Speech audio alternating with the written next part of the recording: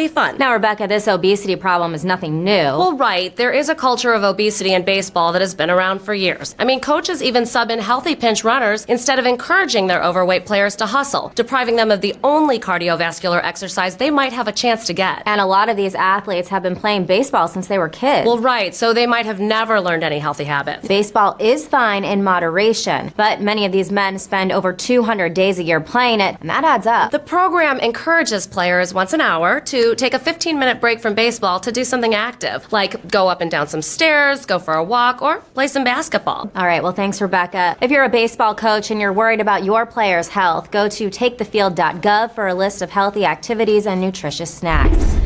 Coming up next, does America brains get worse hearing words correct? This is the Onion News Network. Got Telegram? You can follow our channel there and discuss show prep with other listeners at telegram.freetalklive.com.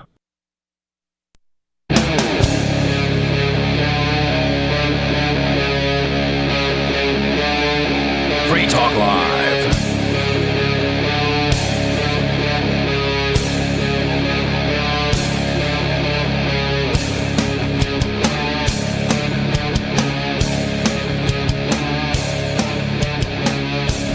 FCC, let's do it live. That's right, we'll do it live. It's the best way to do it, ladies and gentlemen. FCC thing sucks. You don't want to do it dead. No, absolutely not. That would be absolutely terrible. You don't want to do it reasonable facsimile. Right, you got to have the real thing live on Saturday. Or even an unreasonable facsimile. That would suck. Oh, yeah. I became an unreasonable facsimile. Yeah. It is Free Talk Live. It's the Saturday night edition. We're here live in the studio. It's a live call-in talk radio program. If you've never heard of us, visit freetalklive.com to find out more. You could call in, talk about whatever is on your mind. We're going to talk about some stuff, and we usually talk from the perspective of freedom, liberty, peace, prosperity, those types of things. Libertarians like to point to us as like a libertarian talk radio program, and that's fine. We also talk about anarchy. We talk about, how much the state sucks and, that kind of stuff. Because it does. On a regular basis. It does. And, I can't really disagree with any of your statements. Yeah. But that is kind of what we do. The Domestic Terrorist Hotline, if you would like to join us. Because we're only domestic terrorist hotline. We only have a domestic terrorist hotline here. I mean, yeah. we got to make sure there's a domestic terrorist. We don't want the foreign terrorists or the... Yeah, I believe in homegrown, grassroots. Exactly. Yeah, if you are a terrorist and you're outside of the U.S., I'm sorry. No, that's not true. You could totally call. As long as you pay the long distance, right? We're not paying it for you. And don't threaten us, because we're not going to deal with your threats very well, We might just take you off the air. Anyway, the phone number is 603-283-6160. Again, 603-283-6160. In the studio tonight, it is myself, the Reverend Captain Kickass. Joining me, Peakless Mountaineer. And Riley. We have a very, very fun show in store for you. I'm looking forward to it. Like, doing a show live on a Saturday is just the best way to do a show, man. I mean, callers, stories. What more could you want in life? Well, I don't know why, as Zeus would say, I don't know why you'd want to watch. But we do also stream this live on video over at watch.freetalklive.com. That's watch.freetalklive.com. That will forward you to our Odyssey video channel, where you can watch us do this thing here live in the studio as well. So if that's your preference, feel free to do that. I don't think I'd be able to watch, but I try. We're working on those cyber eyes for you. Oh, good. I can hardly wait. Maybe we should put together like a GoFundMe. Or not a GoFundMe, but like what's the Liberty one? Give, Send, Go? Give, Send, Go. Yeah, thank you. Well, I'm afraid that's going to have to wait until we actually fix the economic system first. Yeah. Well, see, as it stands, that's true. there's a lot more profit in treating blindness than in curing it. So. Yeah. As with most other diseases, I read a thing the other day that Pfizer, having been in business for a really long-ass time, I don't remember how long it said, but it was like, has never cured anything. Right. That all it has done is made subscribers out of people. Pretty much. I mean, that's their- what Big Pharma does. They make subscribers out of people. They don't want to tell you that you can actually be healed. We want to keep you enslaved to our system so we can keep pumping chemicals into you. Right. At taxpayer expense. Exactly. Right. The healthcare system is, well, it's not. Right. It's not a healthcare system. It is a subscriber recruiting system. That's all it is. Right. If you want to be healthy for the rest of your life, eject yourself, in my opinion, from the regular subscription-based services of the healthcare system. You might need, something like a surgery. Right? You might, you got to have your pancreas removed or something, right? Like something might go wrong, and you need heart surgery, right? You're going to need surgeons and that kind of a thing for this. So, like, you're not going to remove yourself completely, right? Because there's not, like, as far as I know, any heart surgeons that are rogue. I have outside of the system. Two basic ideas. So if you want to deal with trauma, like you fell out of a building, you got hit by a car, something like that, any kind of traumatic injury, they are great with that. Yep. Oh, yeah. If you need to make sure that you just don't die this exact second, also good for that. If it's anything else, they are terrible at that. Oh, they don't want to cure mental illnesses or anything like that. They don't cure them. We want to They make sure they create them. expand, and we create them by sending you to war after war after war in the name of our God. At the Center The for government. Disease Control, we like to keep you diseased and controlled. Exactly. I wonder, like, I can't remember the last time it was announced in any way, shape, or form. And in fact, I don't even think I can remember any time. I'm 51 years old, and I'm not saying it hasn't happened. I'm saying I can't remember a time where there was a big old press conference and all the media was notified, and they all went out and wrote articles about, hey, we cured a thing. No. I don't remember a time when that So- occurred. They may say they treat something, but they don't cure it. Of Oh, course. it's so much worse than that. Okay, so scurvy is literally a Arr, deficiency. scurvy. Yeah, yeah. Well known from the pirates and the seafaring The lack of types. vitamin C. Yarr. Yeah, because it turns out not a lot of vitamin C in, say, salted pork and rum. So, if you have What? so if you Damn don't get it. enough vitamin C, you get scurvy. I gotta add some like oranges to my diet. That's that's exactly important. it. Get by on That's like, rum exactly and it. what? Now, No fun rum. fact though, vitamin C does not cure vitamin C deficiency. Oh. What? That is how divorced from the idea of curing things that we are. Legally speaking, you cannot make the claim that vitamin C cures vitamin C deficiency. So you're saying it's a legal claim that you cannot make, but it does happen. That's correct. Wait a minute. Who No, are it's these just a people that say- temporary remission, that's all. Oh. Which, I mean, sure, I will eventually need vitamin C again. So technically, it's a temporary remission of my vitamin C deficiency, but not a cure. Yeah, no, cures are illegal. And claiming to cure things will absolutely put you on the hit list of the ADA, of the drug enforcement agents. The American Dental Association? Sorry, I But might be people- getting my... But we can't have people selling snake oil in the streets now, can we? Actually, yes, we can totally have them in the streets selling snake oil and, receiving bad Yelp reviews. It'll be fine. It'll be fine. I guess in a real free market, that's how it works. I mean, people aren't going to continually buy snake oil in the internet age when they can Google something, for heaven's sake. Right? Exactly. Yeah. I mean, if you just look at the output of any of these things, they don't protect you. They simply do not protect you from anything. So if you want to be protected, you have to do it yourself. If you want to be protected from snake oil salesmen, including the ones at Pfizer, you have to do your own research. And that's the thing, is we have to do our own research. And that's tough to do at times because there are so many FCC opinions on the internet. There are indeed. And it's difficult to know what to trust. And what's even worse is that when it comes to medicine, roughly 40% of it actually has to do with what you believe. Yeah. Like I bet. Yeah, the placebo effect and the nocebo effect show that, it's about 40% of the efficacy of every medication is just you believing that this is going to work. So, there's that. Placebo? Yeah. Yeah, placebo effect and nocebo effect, which is where you think you're going to get sick and you do. That's nocebo? Yeah, nocebo. Even though it's got the word no in it, you do? Well, weird. That is kind of weird. Shouldn't it just be the SIBO effect?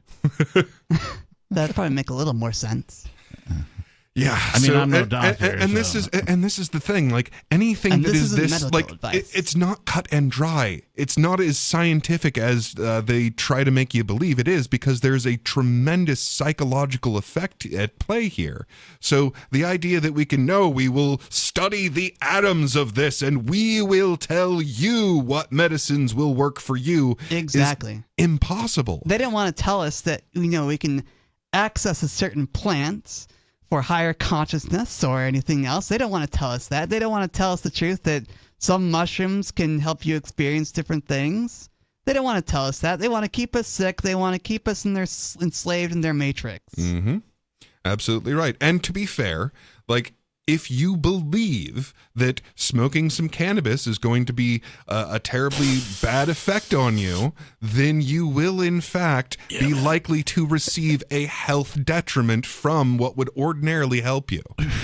Interesting thought. Like, That's a good if you point, believe man. that this plant's going to conjure up a lot of fear and anxiety, of course it's going to bring up a lot of fear and anxiety. But if you It's about your surrender to the belief. experience, Mm-hmm. and you surrender to the experience and let go into it, you're going to be just fine. It Yeah. just feels weird. Yeah, the only way it's going to harm you is if you believe it's going to harm you enough for you to cause that to happen to yourself. Well, believe it or not, we're talking on air. Oh, we are? We're actually live? I never thought I could feel so free. Sibilance. The quick brown I can't talk It's tonight. the quick brown fox jumps over the lazy dog. Oh, the quick brown fox jumps over the lazy dog. I Very just good. want to make sure this thing's actually working It is. and I'm talking correctly. And you've gotten every letter in the alphabet into that phrase. Oh, good. That's where that comes from. The quick Perfect. brown fox jumps over the lazy dog has every letter in the alphabet within it. If you write it down, that's like an old school typing test from way back in the day. Yeah, when make sure everything's working. You used to have to take typing class in like high school or something like that. They would make you do that just so that you touched all of the letters of the alphabet Yeah. on the keyboard. Back before keyboards were separated from the thing that actually did the typing. So I know this isn't totally connected, but I've actually had a password refused when I had Liberty as part of the password because it said, no, you can't do any passwords where all of the keys are next to each other. Wow. Oh, I get you. Right, Yeah, yeah. QWERTY, Right, QWERTY, the Liberty, ERTY. ERTY. Yeah. Right. Weird. right? Huh. That it's a little different. I've never heard of that.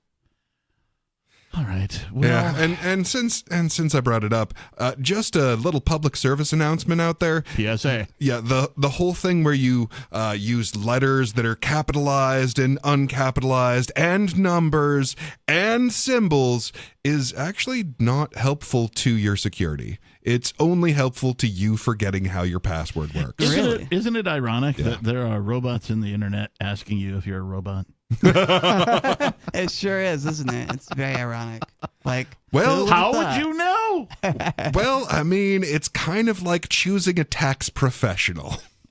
You have no idea what the tax code is. What is your preferred rape so method? long. Right. Right? Like you're going to be raped one way or another. Which professional would you like to do the raping? Yeah, which, if it were possible for anyone to ever know the tax code, then it might be possible for that person who did know the tax code to choose a person who was good at it. It's like attorneys, right? Like attorneys specialize, right? Mm-hmm. Oh, I specialize in corporate law, or I specialize in family law, or I specialize in this, that, or the other thing, right? And even then, there will be a subcategory of corporate law for you to specialize in. Sure, absolutely. Yeah. But with tax professionals, if any of them ever claim that, like, yes, I'm an expert, they're full of crap. They're liars. They Yeah, and probably are. I mean, if someone has to claim they're an expert, then are they really an expert? I don't think so. Right. Well, and if you ever want to test this, call up the IRS with any question more than once. You will get different answers. This Yeah. is true, yeah. Yeah. We've seen this done on I'm trying to remember the podcast or the show, the YouTube, like where they do this. Oh, Mark Stevens used to do this on the No State Project. Nice. And he would call up the IRS and be like, hey, I represent so-and-so, and they're trying to figure out, what this tax bill that they're being burdened with is all about. How do we go about rectifying the situation? Here's what they've done. What can we do next to, make sure that, this is all taken care of? And they'll get an answer. And then they'll call back the following day and talk to somebody else and get a completely different answer. Yeah, and just remember, every last cent that you let them take off of your paycheck before you file your taxes is a free loan to the government. Yeah, which is weird because the government borrowed that money from the Federal Reserve anyway. Yeah, well, so it turns out that process is so complicated that even the people whose job it is to know this can't answer simple questions about this. Money printer go. Gotta keep that money printer going. Yeah, there was I forget what his name was, but he was on the Federal Reserve Board, and there's this video going fairly viral in certain circles about him being asked whether or not we print money, and he can't give a straight answer. This was his answer. He's like, wait, is that how they do it? So the government certainly does borrow money, and the government prints money, and so the money is borrowed, or is it?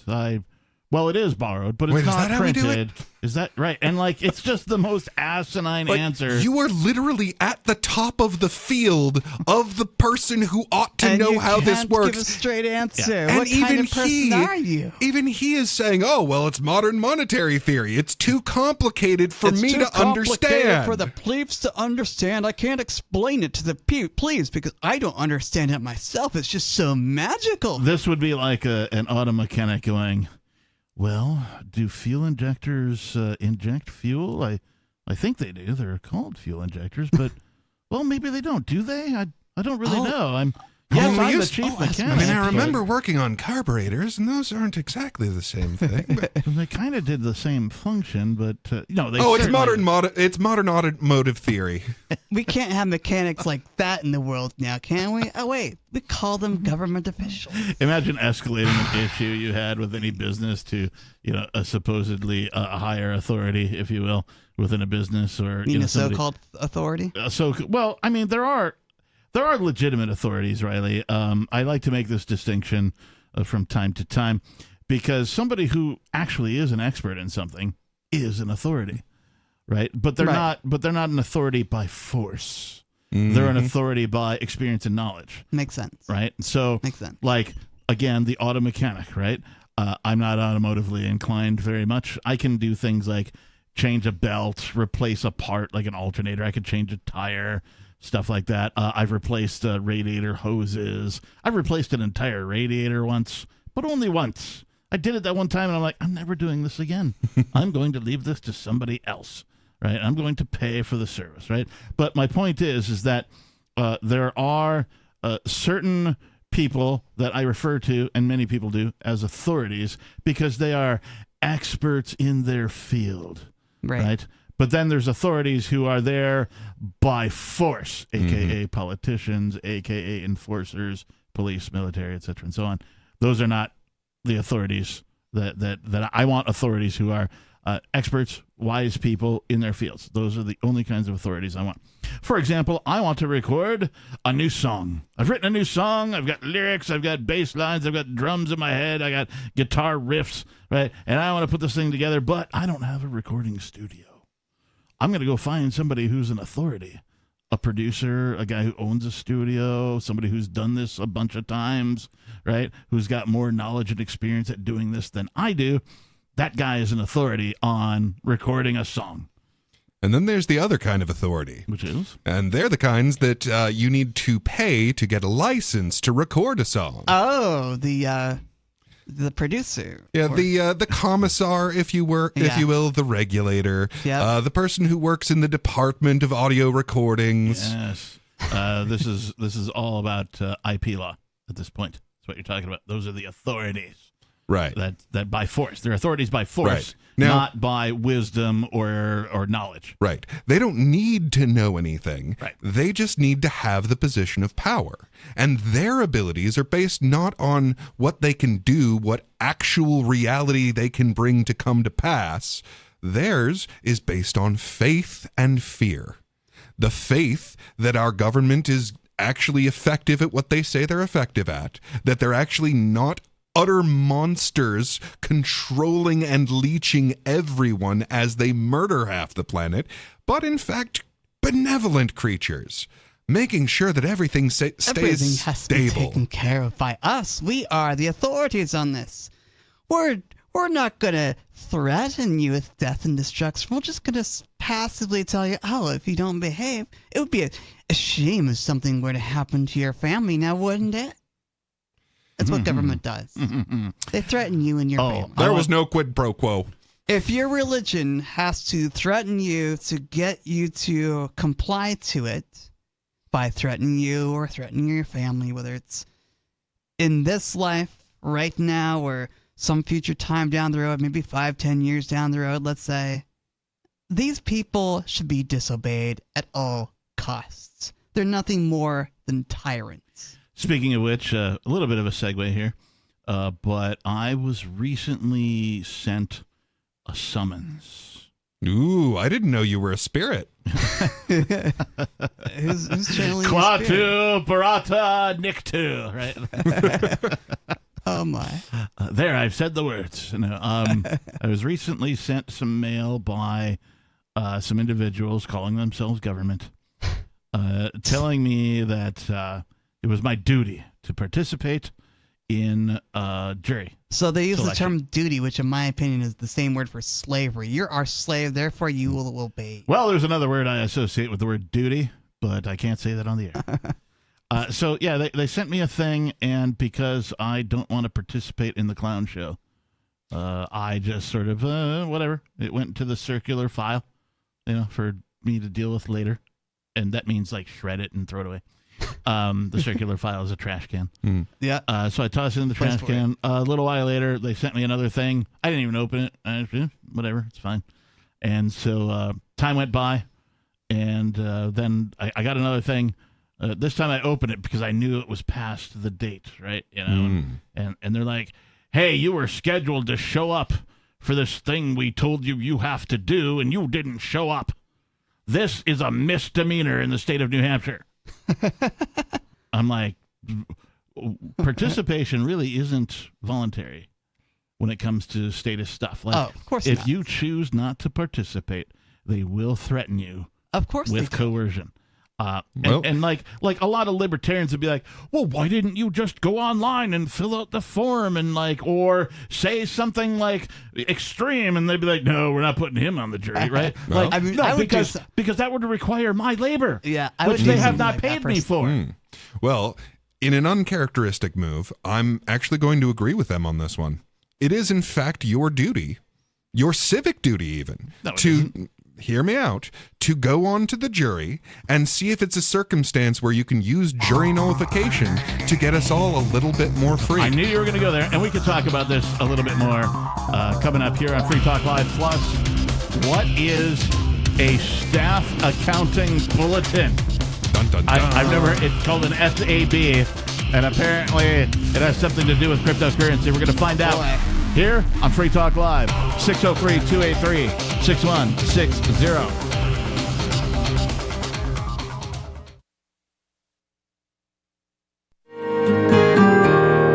So the protection of life, liberty, and property is what the Free State Project is all about. But it's an effort to move 20,000 people who understand. It's about demonstrating to the entire country that, yeah, we can have a free market, a truly free market. Making it just a freer, great place to live. It's the world's largest voluntarist libertarian community, and it's only getting bigger. That's amazing, to be able to move to a place where other people passionately believe in being free and independent. What the Free State Project is managing to do, though, is to put their money where their mouth is. Physically getting up across the country and saying, let's go someplace and let's demonstrate the power of these ideas. There's a lot of kind of philosophy that surrounds liberty. There's a lot of thinking about it and talking about it. But here in New Hampshire, people are doing it. 101 Reasons Liberty Lives in New Hampshire, a documentary by Free State Project Early Movers. Watch it free at 101reasonsfilm.com. 101reasonsfilm.com. From a Feature Story News in Washington, I'm Benji Hire with your Week in Review, a roundup of the biggest headlines in recent days from around the globe. A week in which Donald Trump was again back in court in New York, standing trial over charges of falsifying business records.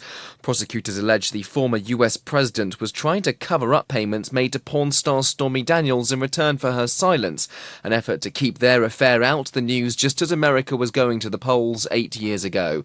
On the stand this week, Michael Cohen, Trump's ex-lawyer, his fixer-turned-foe.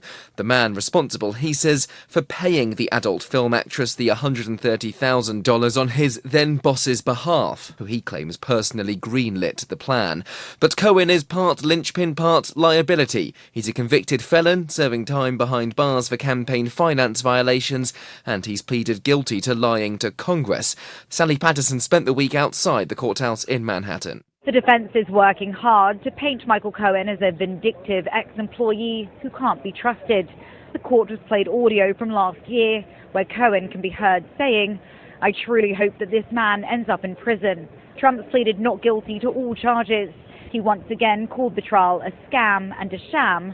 The United States is moving forward with another $1 billion in military aid for Israel. That's despite President Joe Biden only recently withholding some weapons due to concerns about their impact on civilians in the war-torn Gaza Strip.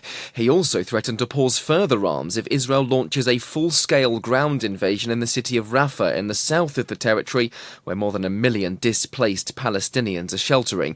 Meanwhile, Israel has defended its military actions at a hearing at the International Court of Justice after South Africa told the top United Nations court that Israel was seeking to reduce Gaza to rubble.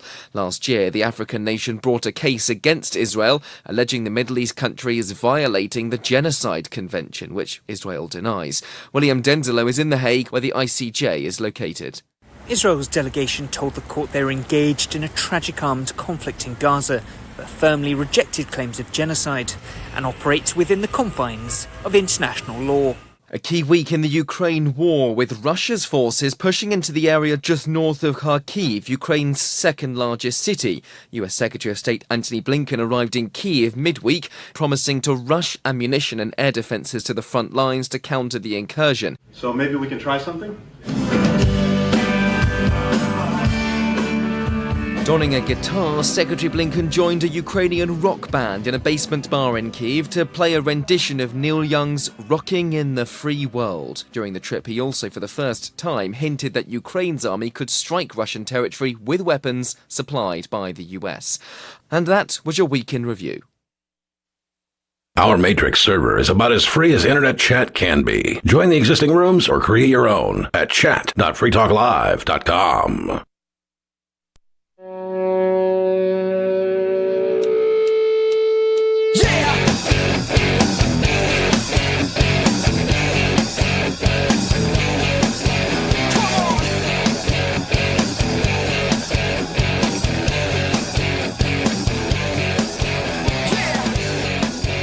Welcome back. It is Free Talk Live. The telephone number, if you wish to join us this evening, is 603-283-6160. Again, 603-283-6160. In the studio tonight, it is myself, the Reverend Captain Kickass, joining me. Bigless Mountaineer. And Riley. Free Talk Live is brought to you by Dash Digital Cash. Tired of the ever-inflating U.S. dollar? Yes. No, me too. You can live your life on Dash with bitrefill.com, where you can buy gift cards from big retailers, including grocers, gas stations, phone refills, Amazon, and even prepaid MasterCards. Thanks to the Dash DAO, the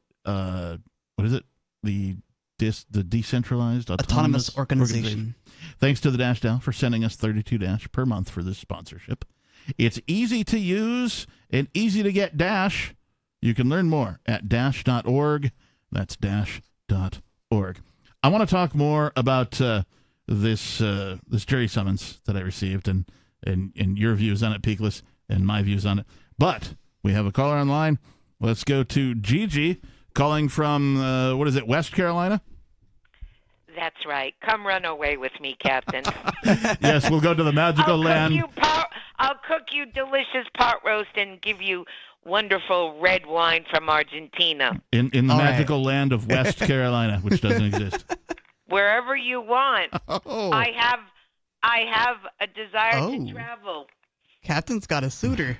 Yes. Gigi, isn't that your favorite phrase to hear? Wherever you want.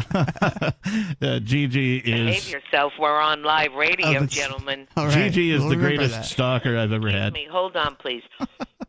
Pardon me for coughing in your ear. Never. Hey, as long as the brisket's delicious, Listen. cough away. I beg your pardon? As long as the brisket's delicious, go ahead and cough. I cook everything delicious. Before my PhD, I actually attended 1 year of cooking school in gorgeous Mendocino, California. All right. No need to get obscene on the radio show. What's on your mind? During the middle of the week, I was listening to the program, and Chris was on along with Bonnie, and I don't remember the name of the other individual, excuse me. That would be Lori. Lori, okay, thank you. That individual, I don't remember how to pronounce his name. I refer to him as Scrotum. Yes, we know who you're talking about. He called, and he was so rude, so obnoxious. This is just my interpretation. What, his Skeeter? tone of voice. Yeah. Less his than tone of Coof? voice, his demeanor, and he was. I mean, if I was in a court of law, I would have said objection, badgering witness, Your Honor. He was so rude to Bonnie repeatedly and consistently, and she kept answering his obnoxious, repetitive, stupid question. So I am calling with legal advice. Okay. As they say Hold on, in a Gigi. court of law, Gigi. when a lawyer feels his or her client has properly responded and answered the question posed to him or her, I would encourage Bonnie in the future, or anyone else who would like, to tell this individual, asked and answered, and then hang up. There you go. Gigi, I forgot to do something very important. Stand by. Gigi's heart's on fire. She can put up the flame. Captain Kick-Ass got Ryan, I'm cracking up. hurricane, but she's taken. She's got a ring on her hand, and her husband's catching on. He can't stand. She's It's such a good tune. This is All right, my well, theme song. You're a riot. it is your theme song. That's funny. Now listen, I also need a favor. Por favor. I can't locate where the location address for me to write Ian. I missed my pen pal. Oh, no. Uh-oh. Can you please put me on hold, come back to me, and give me his mailing address? Yes, I can do that. However, Would you please help me? I want to make sure that I had it here somewhere. You told me you stay in touch with him and you would tell him Gigi wants you to write her. I did tell him that. It's been 1 month. I don't have any mail from him. Oh, no. Okay. We better fix And that. you know I'm very passionate about maintaining my correspondence with Ian. Let me see. Can one of you on the Magic Rectangle, maybe Peakless, go to freekeen.com? Can one of you kind people help me, please? Yes, of course we can. Of course we can. And we would like to help. I well, do all of enjoy the listeners. writing to Ian. And I know he enjoys corresponding with you. Yeah, I it's mentioned important to me. I mentioned that you enjoyed that kind of a thing. His letters are wonderful. Sure they are. I know that he has some ability to email. Now, I don't know. Well, I prefer the old-fashioned letter writing because my eyes are not always functioning as best as I would like, and I am undergoing retina therapy with an eye surgeon currently, so it's easier for me than to look on a computer screen. All right, give us just a minute here, and we might Thank you for helping me. We might even have something for you just in a minute here. I appreciate the help. Of course. That's Merrimack. Here we go. From April 21st, 2024. Here we go. Do you have a pen or a crayon to write on the fridge? I'm ready to take dictation. Excellent. All right. Ian Freeman. Of course, you already knew that. Hang on. Let me just make sure. April 21st, 2024. Okay. Register number. I have to write down. Go ahead. 347. Let me read it back. 347 555 555 09. 09. Wait, Mr. hang on. Ian Freeman, and what is the name and address? So it's there's a little bit more to it. So it's register number 347 555 09, unit JA. J as in Jeremiah, A as in Apple. Yes, sir. And then it's Federal Medical Center. How come it's called medical? I don't know. I think he has claimed a medical exemption to something that they demand of him in jail. I would suspect injections and mask wearing and whatever kind of nefarious nonsense they've cooked up for people that they believe they own. Likely Well, I want to make sure that he's being attended to if he needs. Right. So it goes on. Federal Medical Center, Devens, DEVENS. And is that Yes. comma important between Medical Center and Devens? It probably is. There is a comma after center and before Devens here on this. Okay. Then it's P.O. Box. Wait a minute. P.O. Box 879. 879. Ayer. That's AYER. Yes. Massachusetts, MA. And the zip code 01432. 01432. You are quite a gentleman for helping me. I told my husband I'm determined to get the new and correct address.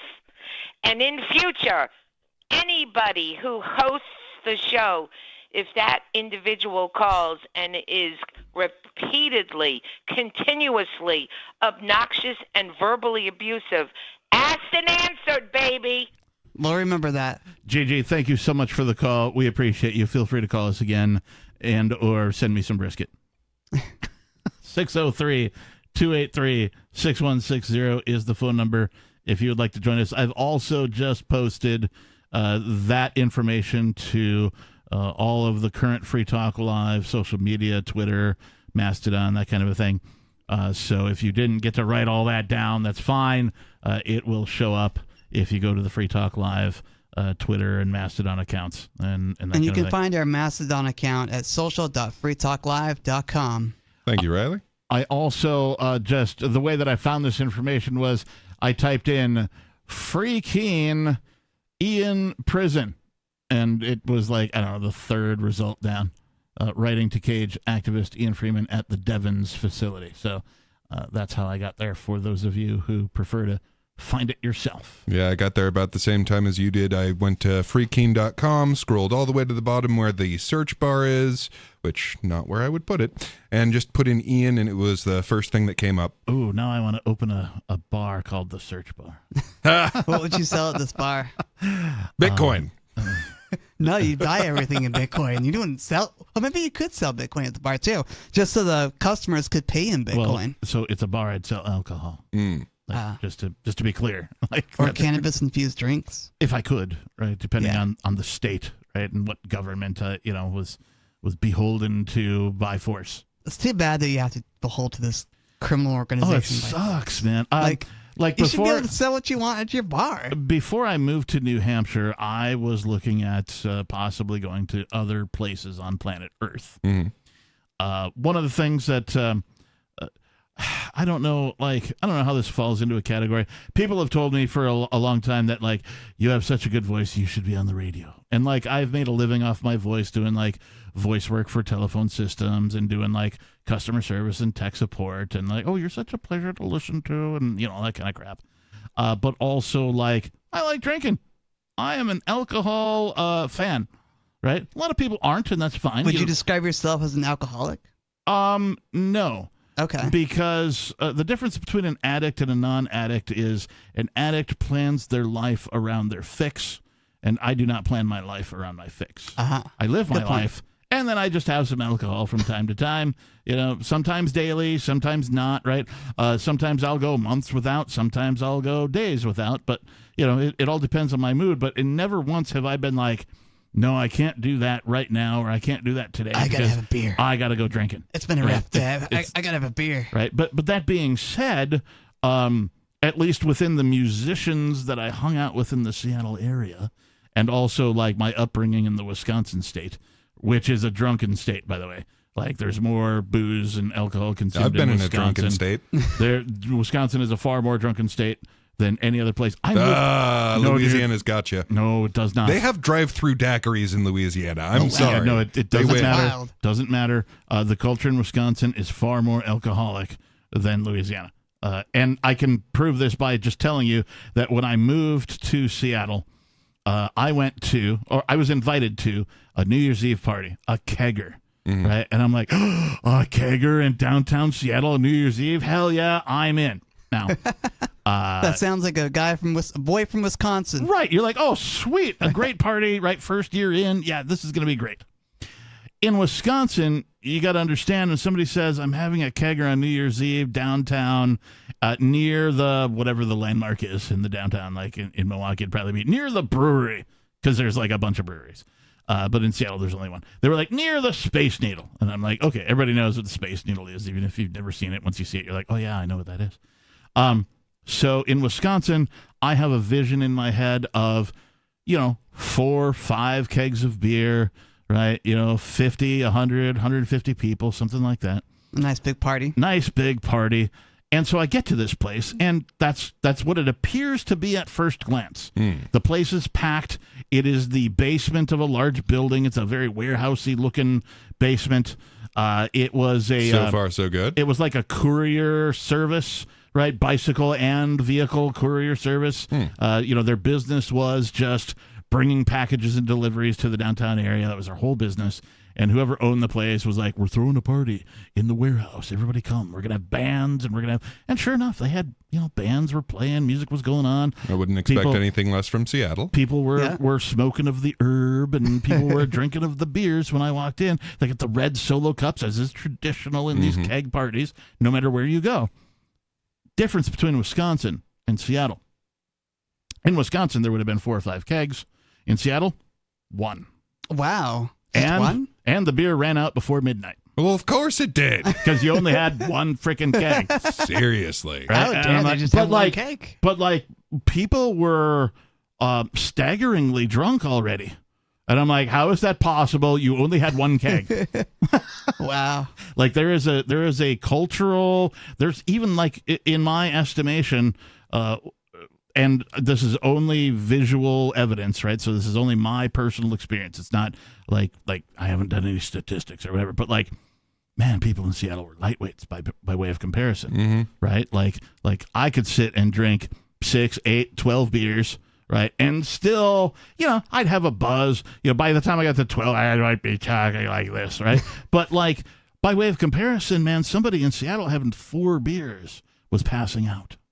Wow. And I'm like, how is that even possible? But they must not have a huge 4 beers in 4 minutes obviously. or what? I mean, over the course of the night? The evening, yeah. I'm like, now amateurs. Again, I grew up in the culture, and I'm from that culture where drinking is just a thing that you did, and the kids start early and all that kind of stuff.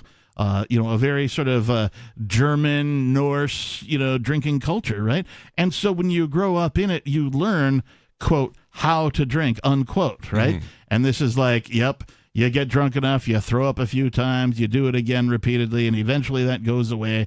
You develop a tolerance level to where, you're sort of in line with the rest of the people in your age group as you grow up and you drink. And, if you don't drink at all, of course, you're not going to meet that, but, those are few and far between. In the culture, at least in the Wisconsin area. But then you go to Seattle, and people in your same peer group, your same age group, within 5 years of your age, haven't grown up drinking. And so they're just drinking now because they're trying to party, or they're, freshly out of school or trade school or whatever it is. They finally got rid of their parents and, et cetera and so on. We're talking the mid to late 90s here, 96 to 2000 in that range. And they just could not handle drinking. By way of comparison. Wow. So I actually never drank alcohol until... So I grew up in a religion that alcohol was not tolerated or allowed. Mm-hmm. And so I never had experience drinking. But I decided, at some point I gotta explore this. And, now I don't really like alcohol. It's not my favorite thing, but I've had wine, I've had beer. I don't really like beer. I do like wine occasionally. So now if I'm with my girlfriend, I will probably have a glass of wine, but that's about it. And I got lost. That's so all right. I was saying that Louisiana has Wisconsin beat. And to be fair, I don't have a tremendous amount of experience with Wisconsin. It's just, honestly, it's an assumption that you just can't beat Louisiana. Once you've gone back for your second pair of 64-ounce drive-through daiquiris, you decided, what? I'm going to take a Jell-O shot. And they say, hey, you can't be driving around with this Jell-O shot. You got to take it now. Oh, wow. I mean, I have been that to, level of cultural acceptance does not come easily. I have been to and respect Louisiana's drinking culture, if you will. And I spent, Mardi Gras week in New Orleans, or New Orleans, or New Orleans, depending on where you're from. And I was impressed that you could start at the top end of, the French Quarter or Bourbon Street or whatever it is. And you could go to a bar, you have a beer, hang out with some people and, start having a good time. And then as you walk from this bar to the next bar down the road, right, and where everybody's in the street partying or whatever, the bars that have street presence, that is a window or a door on the sidewalk of the main drag Bourbon Street, they will often put up what is a walk-through window, much like a drive-through window, but no cars are allowed on Bourbon Street, so it's walking. They actually close the streets. They put these big cement pylons at the beginning and the end of Bourbon Street where cars aren't allowed, only medical, emergency people. They'll lower these things for cops or ambulances to get through if there's a medical emergency, but they'll keep these pylons up for everybody else. So you basically walk from one end of Bourbon Street to the other, and every now and again, you're walking from one bar to another, we're at this bar, we're going to go to this bar. Well, you're going to pass several other bars on your way to this next bar. But what you can do is stop at these walk-through windows and buy yourself another beer to have while you walk. And walk in the street carrying the beer in hand, right? This is a superior thing that Louisiana has to Wisconsin. In Wisconsin, you can't just walk down the street with beer in hand, drinking it from one bar to another. Anywhere. As far as I know. Now, Wisconsin does have a thing that I actually sprung as a surprise on my friend. It was New Year's Eve. He was from out of town, and we're drinking on New Year's Eve. And, well, he's from Seattle, so he doesn't have the tolerance that I do, right? So he's hammered, right? I'm getting hammered, but, I'm still, sort of coherent and in charge of the evening where we're going to go. We weren't driving anywhere. We were taking taxis. Ubers weren't a thing at this point. But we're going from place to place, and so we're at this Irish pub, and he looks over at me, and it's 2:30 in the morning, and he looks over at me, and he's like, "Man, this is getting pretty late. What time do the bars close here anyway?" And I go, "Ha ha ha! Joke's on you. There's a state law in Wisconsin that says the bars do not have to close on New Year's Eve." Oh, wow, that's wild. If you're a bar and you choose to remain open all night on New Year's Eve, you can. Not all bars choose to, right? It's That's a choice. A lot more free than most places, believe it or not. Well, it's only the one day, right? Yeah, but it's still not more every free day. than most places. Yeah. And so, of course, we're I'm like, ha ha ha, and he's like, no way, right? He's all super I'm like, ha ha ha. Do you want another one? He's like, I don't know, man. The other thing in Wisconsin is, I don't know if it's still true now, but the last time I was there, the bartenders can drink with you. Nice. So if you're employed as a bartender, and somebody is like, hey, it's me and my 3 friends here. Can we all do a shot of something? Let's all do an Irish car bomb, right? Or a car bomb, as it's called in Ireland. And they're like, okay, I'll buy this one. You guys buy the next one. And I'm like, okay. And my friends are like, what the hell did they just say? Right? And I'm like, oh, they're going to buy the first one, and then we're going to buy the next one. They're like, what do they mean they're going to buy the first one? I'm like, okay, so this happens in Wisconsin. The bartenders can drink with you. They have to be in charge of themselves, if you will, captain of themselves. Make sure that they don't get too inebriated to do their frickin' job. That's important, right? to be captain of yourself. Right? But like they will buy shots for you and your friends as long as you agree in return to buy shots for your friends and also them. So like we all do a shot, and then an hour later, hour and a half later, whatever, like, hey, I'm ready to do that other shot, and they're like, coming right up. They know exactly what it is, and like, I mean, it's amazing. Like, I didn't know the kind of drinking culture that I was growing up in while I was growing up in it. And then I moved away, and I expected that just to be the way it was, and it was not. Because I didn't know any better, right? When you grow up in a culture and you move away to a different culture, whether it's intercity, intercounty, interstate, intercountry, right? You don't know what to expect. And so that's one of the lessons in life that I like to tell people about, is that especially if you've never moved outside of your home state, like, oh my gosh, you are missing out on so much culture. You don't have to move and go live in some other place, but travel, see the world. Yeah, for F's sake, don't even see the world. Just see like a state over, right? See a different place. Yeah, Traveling's fly good for somewhere, you. right? It is. It's good for you. It gives you a different perspective on humanity.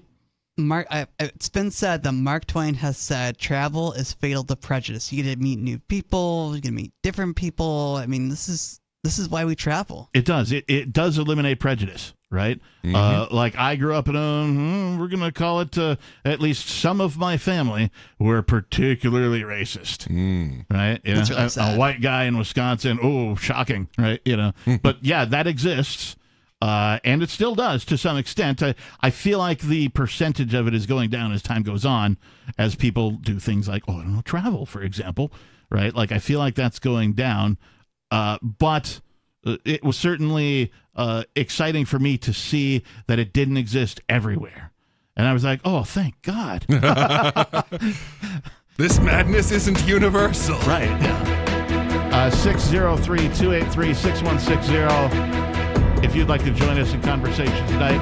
Coming up, we still need to talk about the SAB, or Staff Account Bulletin, number 121, specifically. Whatever the hell that means, we'll tell you about it coming up. It's Free Talk Live.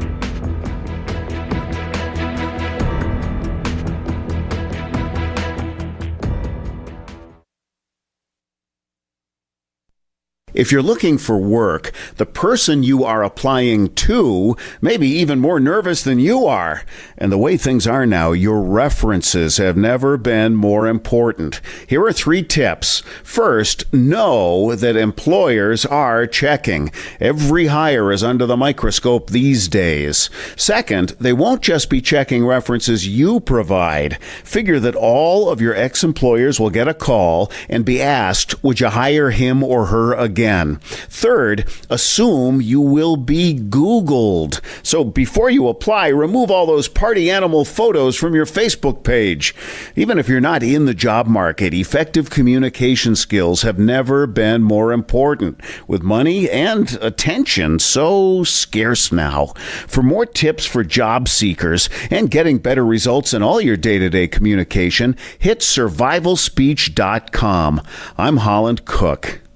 So you've signed the Shire Society Declaration and are planning your move to New Hampshire to be around more liberty-oriented people. Next, sign up for the Shire Society Forum at forum.shiresociety.com. There are a bunch of people there who are already in the Shire, and they want to meet you. If you're already in the Shire physically, you should also come by the forums. Remember, not everyone uses Facebook. New people are signing up for the Shire Society Forum every month, so drop in and say hello at forum.shiresociety.com.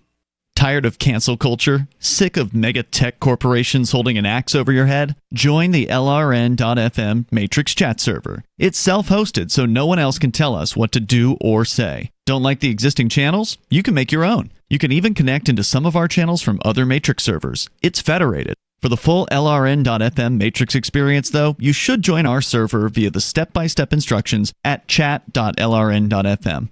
Chat.lrn.fm.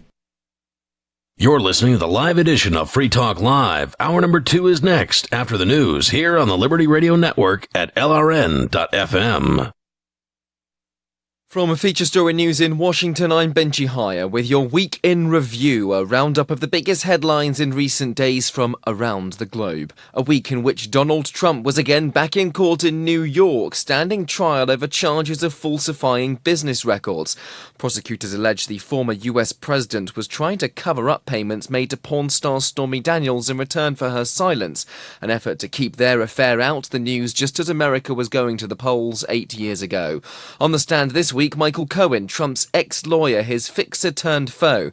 The man responsible, he says, for paying the adult film actress the $130,000 on his then-boss's behalf, who he claims personally greenlit the plan. But Cohen is part linchpin, part liability. He's a convicted felon, serving time behind bars for campaign finance violations, and he's pleaded guilty to lying to Congress. Defense lawyers sought to hammer his credibility. Sally Patterson spent the week outside the courthouse in Manhattan. The defense is working hard to paint Michael Cohen as a vindictive ex-employee who can't be trusted. The court has played audio from last year where Cohen can be heard saying, "I truly hope that this man ends up in prison. I want this man to rot inside for what he did to my family." The former president is charged with 34 criminal counts of falsifying business records in relation to a hush money payment allegedly made ahead of the 2016 presidential election. Trump pleaded not guilty to all charges, and speaking to reporters outside court, he once again called the trial a scam and a sham designed to keep him off the campaign trail. Mr. Trump also pleaded not guilty to the dozens of other charges he faces in 3 more criminal trials as he vies for the Oval Office again. This trial could be tied up next week, ending in a possible conviction or acquittal. The Republican Party's presidential nominee continues to lead Joe Biden in key swing states ahead of the November vote. Both men have agreed to debate live on television in a month's time. The United States is moving forward with another $1 billion in military aid for Israel. That's despite President Joe Biden only recently withholding some weapons due to concerns about their impact on civilians in the war-torn Gaza Strip. He also threatened to pause further arms if Israel launches a full-scale ground invasion in the city of Rafah in the south of the territory, where more than 1 million displaced Palestinians are sheltering. In response to accusations of mixed messaging, the State Department says the US will, quote, continue to send military assistance so Israel can defend itself against all threats. Meanwhile, Israel has defended its military actions at a hearing at the International Court of Justice after South Africa told the top United Nations court that Israel was seeking to reduce Gaza to rubble. Last year, the African nation brought a case against Israel, alleging the Middle East country is violating the Genocide Convention, which Israel denies. William Denzelo is in The Hague, where the ICJ is located. Israel's delegation told the court they were engaged in a tragic armed conflict in Gaza, but firmly rejected claims of genocide. On Thursday, South Africa urged the ICJ to order Israel to cease its offensive in Rafah. Israel says doing so would embolden Hamas and hamper efforts of rescuing hostages taken in the October 7th attack. Back in December, Pretoria took its case to the top UN court, accusing Israel of committing genocide in Gaza. Israel says South Africa is acting as the legal arm of Hamas and operates within the confines of international law. On Friday, Israel announced it had recovered the bodies of 3 hostages in Gaza killed in Hamas's October attack on Israel. A key week in the Ukraine war, with Russia's forces pushing into the area just north of Kharkiv, Ukraine's second largest city. US Secretary of State Antony Blinken arrived in Kyiv midweek, insisting help is on its way and promising to rush ammunition and air defences to the front lines to counter the incursion. His visit coming off the back of a major new foreign aid package being passed in Congress, with tens of billions of dollars going to Ukraine at this pivotal moment. So maybe we can try something? Donning a guitar, Secretary Blinken joined a Ukrainian rock band in a basement bar in Kyiv to play a rendition of Neil Young's Rocking in the Free World. During the trip, he also, for the first time, hinted that Ukraine's army could strike Russian territory with weapons supplied by the US. Across the Black Sea, Georgia's parliament has approved a new controversial bill which has been widely condemned by Western states as a threat to free speech, and which has sparked days of mass protests in the capital Tbilisi. The legislation would require organisations that get more than a fifth of their funding from overseas to register as foreign agents. The governing Georgian Dream Party argues the bill would boost transparency of foreign funding. And that was your Week in Review. From the admission of Ant Colony 000082567 KLN 00067X into the Union in 1897, to the day in 1817 when embarrassed construction workers realized they put the Erie Canal in the wrong place. The Onion looks back at This Week in History. On August 5th, 1962, Nelson Mandela was jailed until 1990, becoming fully rehabilitated through the South African penal system. And thanks to the services provided to him while imprisoned, emerged from jail a successful politician and internationally revered symbol of peace. Mandela's record of overcoming hardships and moving South Africa beyond its formidable racial struggles is a lasting testament to South Africa's correctional facilities and prove that the penal system's small cells, demeaning work duties, and minimal rations are exactly the tools needed for a prisoner to truly become a reformed citizen. This is the Onion News Network. You can stick it to the man and big tech. Join our FTL social mastodon at social.freetalklive.com.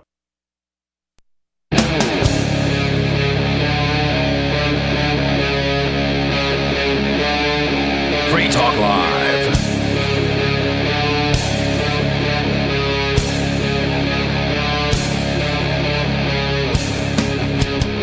Yes, it is Free Talk Live. And we're doing it live. We're going to do it live as, who's the guy? Bill O'Reilly. Is it Riley or O'Reilly? O'Reilly. Is he really Irish? Yes, extremely. I guess so. Although very tall for an Irishman. I got to see him do a sort of a presentation, if you will, at the Talkers Radio Convention. Talkers really? Magazine puts on a convention every year. It was bittersweet. I enjoyed going to the convention. I attended with Mark Edge, but it was Ian could not attend the year because, well, he was. Nick Edge? No. He was on house confinement. He had the ankle bracelet, and he asked. He's like, "Hey, it's a work thing. It's in New York. I go to it every year. I've been there, X amount of years in a row." And and they were like, "Nope, you can't go." And so they were like, "Hey, Captain, let me check my list of reasons to let you out of your house." Yeah. Free speech is not on the list. So we can't be having free speech in the free speech world now, can we? So I went to one of them, and I had a good time, and we got to see Bill O'Reilly, do some sort of a presentation. I found him to be, statist conservative. Yep. Right? A little dull. He's an animated character. He knows how to deliver a talk. Right, he gave an hour-ish presentation. Yeah, he's a decent showman for sure. So he's got, like most talk show hosts are, they're decent showmen. He's got talent, but I didn't find his content very compelling. But it's just because of my personal disposition, right? Well, and ultimately because he's propaganda. Right. I mean, talented or not, the message that he's delivering is always a matter of we should invade the next country, regardless of what it is. Is that why they allow conservatives on talk radio so much? Is they got to keep the propaganda war going for both sides? Absolutely. That makes sense. Yeah. Absolutely makes sense. Mm-hmm. Before we go on, Free Talk Live is brought to you by Fork Fest, happening June 13th through the 16th at Rogers Campground in the beautiful, as Ernie would say, the beautiful White Mountains of New Hampshire. Fork Fest is a fork of the Porcupine Freedom Festival. Fork Fest is decentralized, so there is no ticket cost, and no one is in charge. For more information and to connect with other attendees, you can visit the unofficial website, forkfest.party. That's forkfest.party. Very much looking forward to it myself. Special announcement.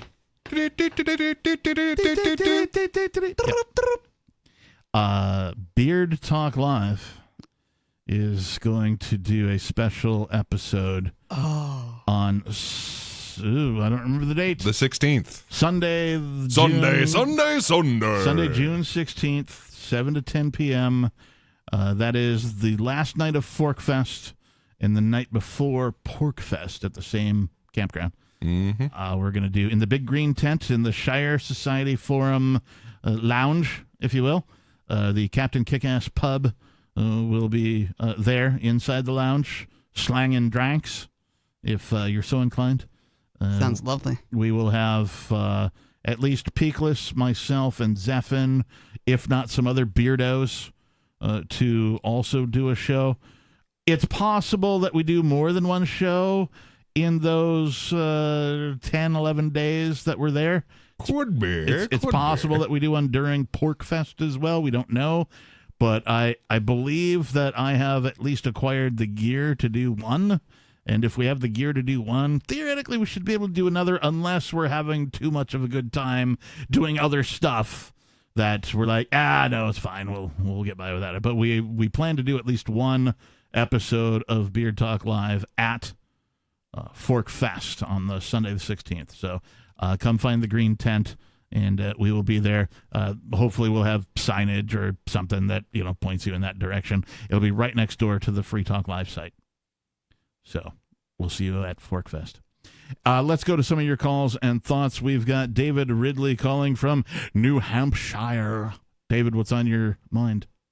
Hey, guys. Well, you remember sort of the process that we used to kind of get the New Hampshire independence legislation off the ground? Tell us more. Yeah, I'm curious.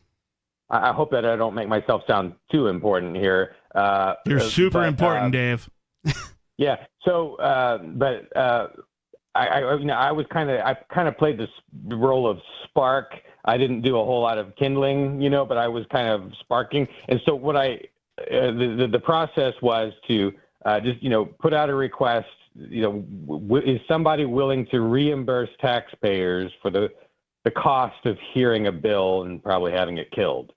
I have a policy of not requesting bills unless. Wait. So taxpayers have money stolen from them, and then governments use that to pay for things. What's this concept of reimbursing them for a thing? I don't understand. Well, what happened in 2022 was Ian and a couple of other people volunteered to reimburse taxpayers for the expense of hearing the New Hampshire secession bill. Does that make sense? Okay, all right. So it's kind of like getting sponsors. Yeah, so they're the real heroes here. I just mentioned that I would not request a bill until I was going to reimburse taxpayers, or somebody was going to reimburse taxpayers. And when I mentioned that on the air one night, I think all three hosts volunteered to fund the bill. We're so eager to get New Hampshire out of the United States that they all just I would definitely endorse something like that. I'm not surprised. Where can I send my $10? Yeah, that's how it started. And anyway, I want to repeat that process for a different bill that comes at secession from a completely different angle. Does that make sense? Yep. What's the angle? So I want to put out. I would like to see a bill. I've talked about this once on the show before, just in general terms. I'm just doing it more officially now. In the 1980s, New Zealand was sort of successful in making the United States kind of secede from them by banning the United States from bringing nuclear weapons into the country. Does that make sense? Yep. So, of course, it wasn't really a secession. It was just the United States withdrew from the alliance with New Zealand. Okay. And so my suspicion is we might be able to push in the same direction, try to repeat what New Zealand did, make a law that the United States is. Well, I have written draft wording here that I would push forward. Again, if someone volunteers to reimburse the taxpayers for this, then I will push this forward. I will contact 15 representatives, just like I did last time, or or peace organizations or whatnot, and see if I can move this forward, move the following legislation forward. Something that says this, quote, no individual, organization, or government, including the United States federal government, shall station, manufacture, dock, or transport nuclear weapons in or through New Hampshire or its territorial waters. Funding for the enforcement and prosecution of this law shall be limited to that which can be funded through voluntary donations rather than taxes. For this end, the Attorney General's office shall open and publicize an enforcement account into which all Americans may easily contribute, unquote. I love that idea. I love the idea of replacing things that would normally be funded by the coercive theft measures of taxation, making them voluntary. So that is to say, if people believe they are valuable and it has some value to them, that they will contribute. It's kind of uncharted territory. I mean, it's weird enough to people, the idea that I want taxpayers reimbursed for any, I want the hearing to be voluntarily funded in its own way. And that's difficult enough to explain. You saw how long it took me to explain to you. This is even weirder, right? Like I can't name a piece of legislation that sounds like this, either the first part or the second part. But what else can I do? I don't want to be part of pushing for taxpayer expenditure for anything. Does that make sense? Mm-hmm. Yep. I agree, and I also do not want to be a part of any of that. I try to, as much as possible, opt out of the system, quote unquote, because I don't want to live my life subjected to a coercive force of violence. And so I applaud all of this. So in theory, this could hit two birds with one stone. Obviously, the nuclear issue is just, Americans are just completely, they've just forgotten that the nukes are even there. It's been so long that they've just been sitting in their silos that people assume they'll never come out. But it only takes one misunderstanding. Nuclear war only has to win we for got one so day. close. We did. Oh my God. So Thank you, whoever is in charge of Iran not striking Israel back, because honestly, that choice may have saved the entire species. We got way too close, and who knows what's going to drive us close to it again. Taiwan, Ukraine, Israel, take your pick. I'm an OG nuclear threat survivor, and that is to say, I'm 51, going to be 52 shortly. When I was in grade school, they still had us doing the duck and cover. The old, like in Wisconsin, they had tornado warnings that you would have to drill for. Mm-hmm. Oh, it's a tornado warning. Everybody get under your desk and, cover your head, hold your head under the desk, whatever. But the nuclear drill warnings were exactly the same as the tornado warnings. And I'm like, wait a minute. Isn't nuclear war far more devastating, like potentially, than a tornado? And everybody's like, well, okay, but like it's the same protocol for you to follow. It should and I'm like, not be. No. Like a tornado might kill a bunch of people, but a nuclear bomb might going to kill everybody. A ton of people. So I thought it was hilarious. But like, Red Dawn, the original movie, right? With oh God, what the hell's his name? Patrick Swayze and Emilio Estevez and a star-studded cast, a whole bunch of kids went on to successful movie careers after that. But that was like a movie that was like, oh my gosh, some foreign force has invaded the U.S. and threatening us with nuclear bombs, etc. and so on. And everybody sort of took that to heart. They remade that movie later on and it sucked. Well, I mean, to be fair, the communists did invade, and they are threatening us with nuclear war. It's just that they invaded within our own government. Of course they did. They did it through subterfuge. Right, they didn't drop paratroopers out of the sky and physically take over. They did it by poisoning the hearts and minds of politicians through bribes. Yeah. And academia. Creating a drug war. And to be fair, the United States, as it sits today, is far more socialist and communist than communist USSR was in the 80s. Yep. Sorry, I digress. Dave? Well, anyway, the short story here is what happened last time, again, Ian and a couple folks volunteered to reimburse taxpayers if this bill did actually get heard. And they did do that. It cost about $2,000 supposedly to hear a bill, and they sort of randomly distributed it in $2,000 to New Hampshireites. That seems like a reasonable fee. Yeah, it's not that expensive. So anyway, like I say, if I get a volunteer to reimburse taxpayers, I don't want anybody to reimburse me. Don't pay me anything, but just reimburse taxpayers randomly as you see fit. If I get a volunteer to do that, I will push this forward up to the same limits that I did the last bill. How do people let you know that they're willing to do this? Oh yeah, just contact me. It's RidleyReport@live.com. Ridley Report. I guess I should probably sing it, or no one's going to remember it. You should, yes. That should be important. Yes, go ahead. RidleyReport@live.com. Awesome. I love it. Hold on. Wait, hang on. While we've got you. So, I mean, it seems to me that a lot of changes happen through a very sort of slow, gradual, bureaucratic process, and it would seem to me that a logical next step for getting New Hampshire closer to independence would be like, I mean, I hate to do it this way, but forming a committee to investigate how we would go about organizing New Hampshire as an independent nation. So, Ridley, your thoughts on making a bill like that? Yes, Representative Santanastasso did submit a bill like that for 2024. It was voted down. And of course, one thing that happened is we had that going on at the same time there was a secession referendum bill, sort of, and that one we couldn't do much. We couldn't focus on both of them at the same time, right? It was just like it was very hard to make a big deal out of Matt's bill because we were so dragged into the referendum bill. Right. So I felt kind of like he was left out in the cold a little bit there. I mean, I can't think of a smaller step than that.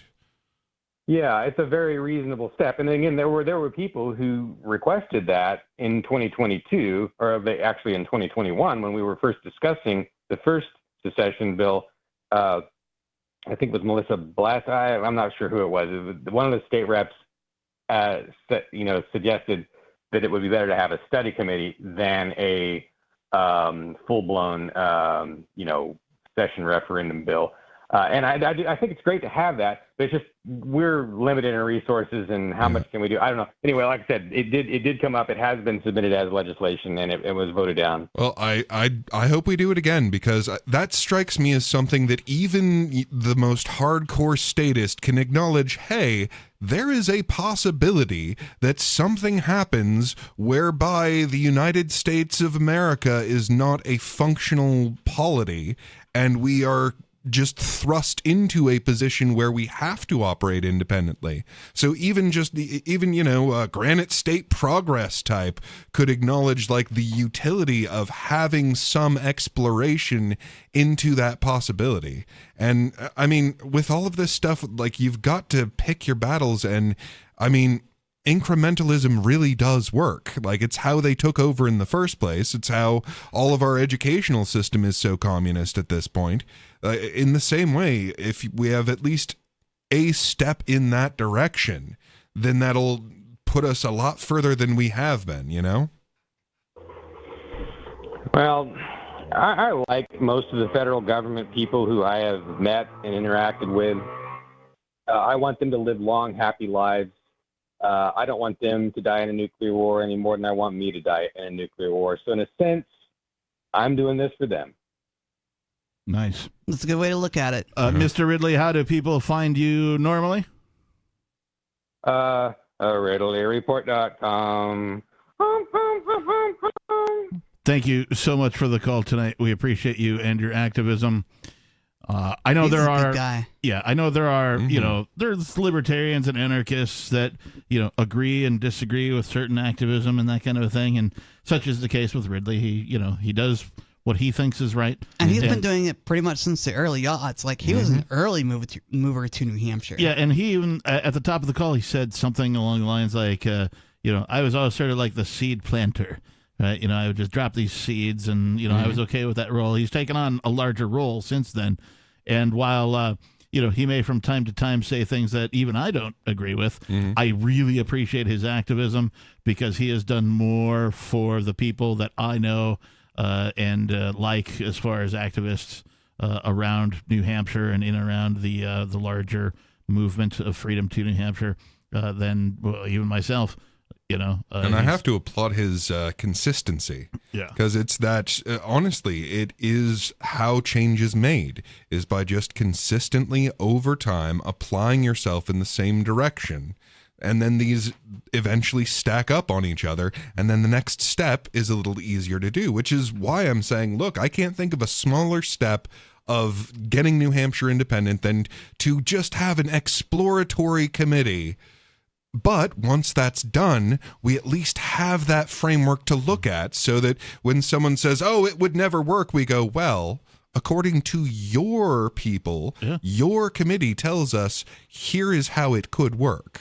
I also just, I don't expect legislation, freedom-oriented legislation, if that's it seems like an oxymoron to me, right? Like we're using the government to tell the government that the government's going to make us free. Like that doesn't make any sense to me. But what I do like is having a framework for the community, if you will, of New Hampshire, right? Whatever that geographic area is, to fall back upon when not if, when the United States dissolves. Right. I don't think it's a matter of if anymore. I think it's inevitable. I think it might even happen. Of course it is, because I think, like when it happens, it's going to be like the fall of the USSR. Oh yeah, like it one day the USSR was just trucking along. They're like, they've got some economic problems. We'll see how it goes. And then a week later, it's gone. Yeah. Do you think China will fall apart the same way? Oh yeah. I think it'll take China longer because they're younger. Yeah. Right, whereas their empire is younger. Well, no, I guess that's the wrong. The largesse of their empire is younger than the largesse of the U.S. empire. Right, I think the U.S. is ahead of the curve as far as the largest empire that has ever ruled planet Earth. When the U.S. falls apart, China is going to have a celebration. They're going to have a party the likes of which China has never seen. Right, and then they're going to fall apart too. Well, I think that China is probably going to break apart, gradually, then suddenly, right? And what I think is going to be unique about that one in human history is I think this is the age where decentralization is taking hold. So what's going to happen there, I don't think, is going to be one of those steady declines of an empire. I think it's going to be just individuals will put their effort toward not the Chinese empire. I hope so. Right.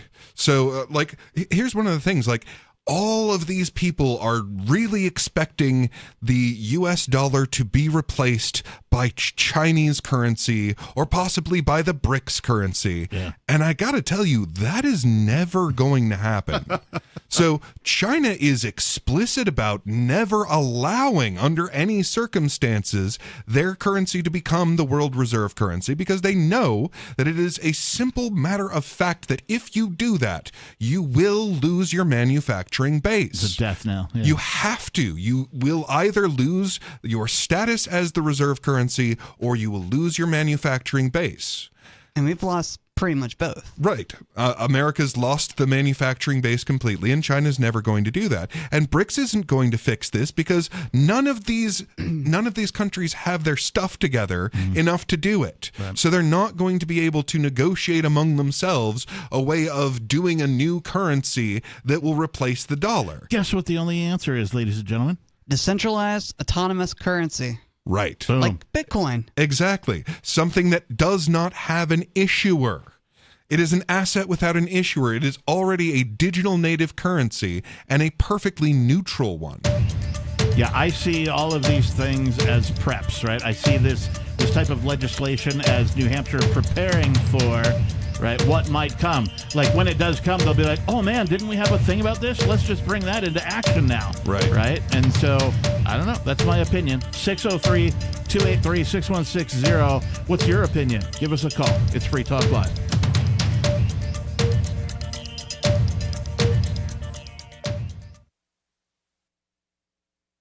Free Talk Live. There's been all kinds of immigrants coming from all kinds of places, living in little enclaves, speaking their native tongue. Their kids, they learn English, and then their kids, they all don't even know their native tongue. Right. So see, That's what's gonna Trish, happen. what he's explaining to you, Trish, is that this is a natural process. When you let people come here, they naturally want to learn English. What kind of lawbreaking to put our lives in danger? Wait, what lawbreaking are you talking about, Trish? Sir, do you understand? What in some lawbreaking are you neighborhoods, referring to, people can't leave Trish? their dogs out because these people will eat them. Do you outrageous. We forgot the part. It was just lepers, and now it's murdering, raping, dog-eating leopards. Amazing. I mean, what else can you say to this? It's just This is outrageous. Trish, you are putting the J in jingoist. Free Talk Live, 7 nights a week from 7 to 10 Eastern at freetalklive.com. From a Feature Story News in Washington, I'm Benji Hire with your Week in Review, a roundup of the biggest headlines in recent days from around the globe. A week in which Donald Trump was again back in court in New York, standing trial over charges of falsifying business records. Prosecutors allege the former US president was trying to cover up payments made to porn star Stormy Daniels in return for her silence, an effort to keep their affair out the news just as America was going to the polls 8 years ago. On the stand this week, Michael Cohen, Trump's ex-lawyer, his fixer-turned-foe. The man responsible, he says, for paying the adult film actress the $130,000 on his then-boss's behalf, who he claims personally greenlit the plan. But Cohen is part linchpin, part liability. He's a convicted felon, serving time behind bars for campaign finance violations, and he's pleaded guilty to lying to Congress. Sally Patterson spent the week outside the courthouse in Manhattan. The defense is working hard to paint Michael Cohen as a vindictive ex-employee who can't be trusted.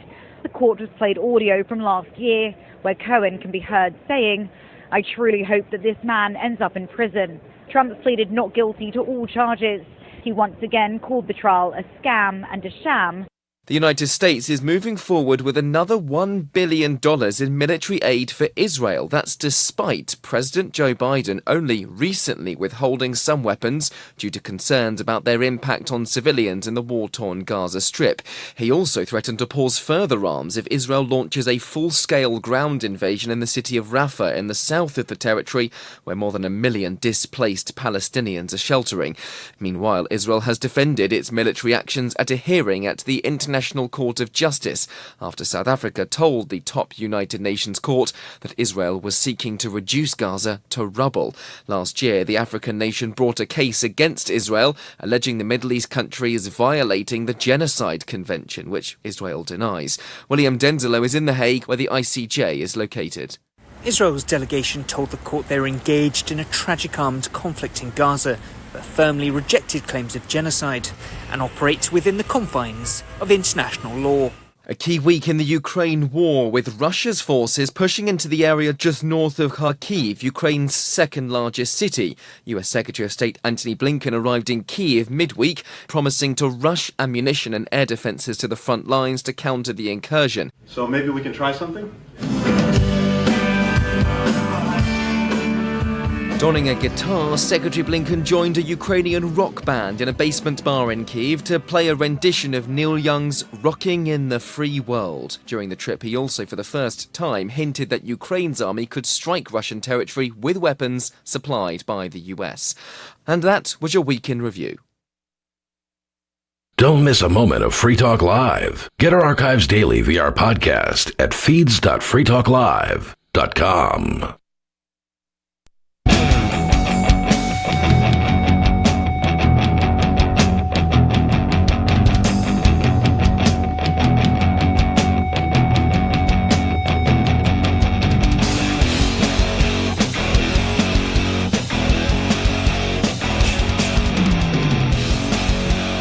Welcome back to Free Talk Live. Free Talk Live is a live call-in radio program where you can call in and talk about anything and everything that's on your mind. It's like whatever, dude. Like you talk about whatever, man. Yeah, man. You gotta talk about whatever, man. Whatever floats your boat, man. We have a website. It's called freetalklive.com if you want to go find out more. In the studio tonight, it's myself, the captain. Beakless Mountaineer. And Riley. before we go on, I want to say thank you to Michael Lamayo. Michael Lamayo is a platinum amplifier. Oh, man. Platinum. That means he gives $25, $25 per month. Month in, month out. To help advertise, market, promote, and support Free Talk Live. Well, what does that mean? Well, AMPS is an acronym, advertise, market, promote, and support.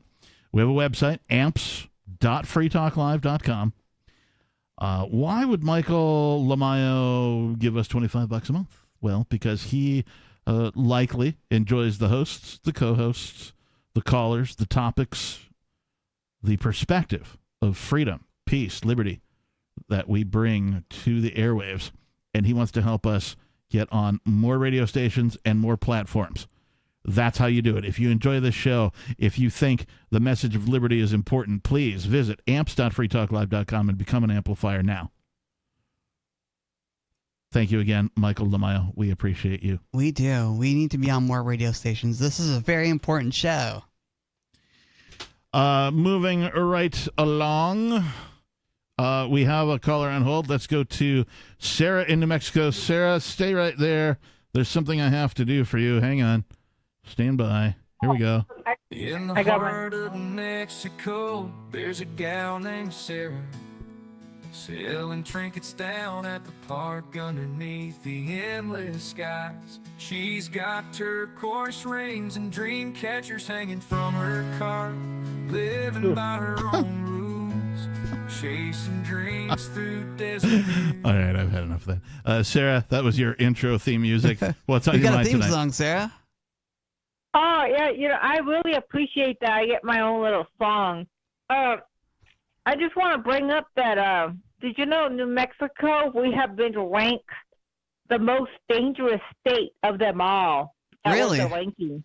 Well, I know that Sarah, okay. New Mexico has what do we call it? A state motto, the land of enchantment, that for as long as I can remember has been mocked and made fun of to be called the land of entrapment.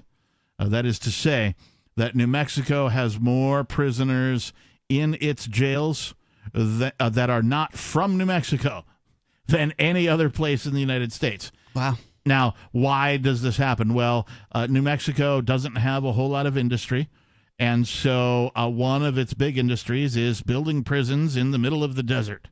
And what they do is they will then go and contact other prisons and go, hey, by the way, did you know you can move your prisoners over here and we'll do it for like less of a cost, et cetera, and so on. And other prisons will do so. And so that is why New Mexico is the land of entrapment. Also, more people with out-of-state license plates get pulled over in New Mexico and arrested and even thrown in jail than any other state, at least according to the data that I've received. I would say the two states that are far more dangerous are California and New York. New York because of Wall Street. I mean, that's really the foundation of all of America's policies. Yeah. And California because that's where they try out all of the communist policies before they enact them throughout the rest of the country. Sarah, what did you see or read, and what were the reasons for calling New Mexico the most dangerous state? Well, you know what? I am not the one that's came up with this data. There was some study group that analyzed by all of the home theft, auto theft, assaults, police calls. That it's not like an opinion of like, oh, New Mexico, we got the worst drivers. Oh, New Mexico is the most dangerous place. It's not a matter of my opinion, but it's according to data studies, according to a group that just came up with it. So that's how they compiled this.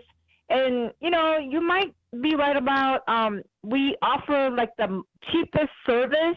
Mm-hmm. So I could say that's why, you know, it's like we're the cheapest to put your prisoners. We'll take them here because we'll do it for like the economy rate. You're right, but I'm more concerned about people that are out of the jail running around and causing havoc. Sure. I'm more concerned about the people who are doing this with the approval of society. Well, I mean, there's that, you mentioned a lot of criminals there, and no doubt there's a lot of criminal activity, but it is absolutely nothing compared to the state sources of criminal activity. And it sounds like that study group didn't examine that as criminal activity. Well, I just want to ask, Sarah, since you've read this, and it sounds like you believe this to be a fact, that New Mexico is the most dangerous state, are you, as a result of this, planning to move out of New Mexico? Well, the thing is, this is per capita. So we have, about 1.8 people. So it per capita, so like our data, it's actually less crime than you would have like in a high populated area. It feels like there's more crime, like where there's like 10 million people piled in Manhattan. Mm-hmm. So I really don't really feel it. I don't feel all this because we have no car for them to steal, and then we live in a little cul-de-sac. We don't have much home theft here. But what's interesting is that, the condo that Raymond bought that I'm living here was on the market for 4 months. And we're trying to figure out, that's really odd because there has to be something wrong for a house to stay on the market that long. And then That used to be normal, by the way. Yeah. Well, not really. At that time, there was like 10 people wanting to buy a house. Sure. For a house. And it would just get snapped. They wouldn't even put a sign up and stuff like that. So there was Raymond caught up. There was something up, and it turned out after we lived here for 9 months, this house was rented by some dope dealers. Oh my gosh! So they were. It was on so I guess everybody stayed away because aren't they known for shootings and stabbings with their rivals and people that burn them and people that owe them money. So nobody wanted to buy this house. But okay, we found out 9 months later. So since you've moved in there and you've lived there, and now that you know that these statistics are saying that New Mexico is one of the most dangerous, if not the most dangerous state per capita, how many crimes per day are you committing? Well, I don't think I commit any crime. Really? I don't, and I think Los Angeles, they have a huge problem with their transit, and I feel safer riding our bus system here, but because one lady got stabbed to death coming from work. I mean, but it's they got like 10 million people or whatever in that area. I mean, 3 million people. So that per capita, they actually have less crime than the people that are riding the bus here, but actually more in numbers of people getting assaulted and bus drivers getting beat up and all that in LA. But I would feel a lot more safe riding around my bus here because of our cameras and instead of in LA. Yeah, instead of LA, they don't know what to do. Do you read books, Sarah? Do you read books? Sometimes. Can I recommend a book? Yeah. There's a book called 3 Felonies a Day. It's a book worth reading. It challenges the honest law and order people who, sort of defend the system of law enforcement. It also provides intellectual ammunition to those who argue that the government is out of control. Indeed, for a country that supposedly prides itself on the rule of law, the idea of channeling something like the former Soviet Union is both outrageous and tragic. The idea behind this book, Sarah, is that even though you don't think you're committing, you're doing anything wrong, the government, of course, sees it differently. There are rules, laws. What are the other rules? Not laws, but statutes. Yeah. All this kind of thing that are written by government that say if you do X, then you have committed a crime. And in this case, the average citizen in the United States commits 3 felonies per day. Per day. That's a lot. Well, they did when the book was published, but there have been a lot more statutes that have been created since that time. It could be even more. Yeah, well, and the problem is that literally no one knows how many laws there are. Not the number. The number of laws is not known by anyone, let alone the content. And I mean, as far as Sarah's concerned, I'd say that either position, either the statutory position of are you a criminal? Well, yes, you are. We all are, in fact. And also the logical consistency argument. I mean, she lives off of what is stolen from others on a daily basis. So while she herself is not out stabbing people, or more pertinently, kidnapping people who refuse to give her money, she does have a significantly large number of people who are very well armed, who are in fact threatening everyone to give them money. If they do, and if they don't, they will kidnap them. But Beakless, you can't sit in judgment of Sarah. She's getting money from the government. She's on welfare. How dare you judge her like that? That's exactly what I'm saying. What's going to happen if you there's millions of people on disability? What's going to happen if you stop? Well, so there's this thing called charity. Well, so there's this thing called a charity, which is like that, except that it's significantly more efficient.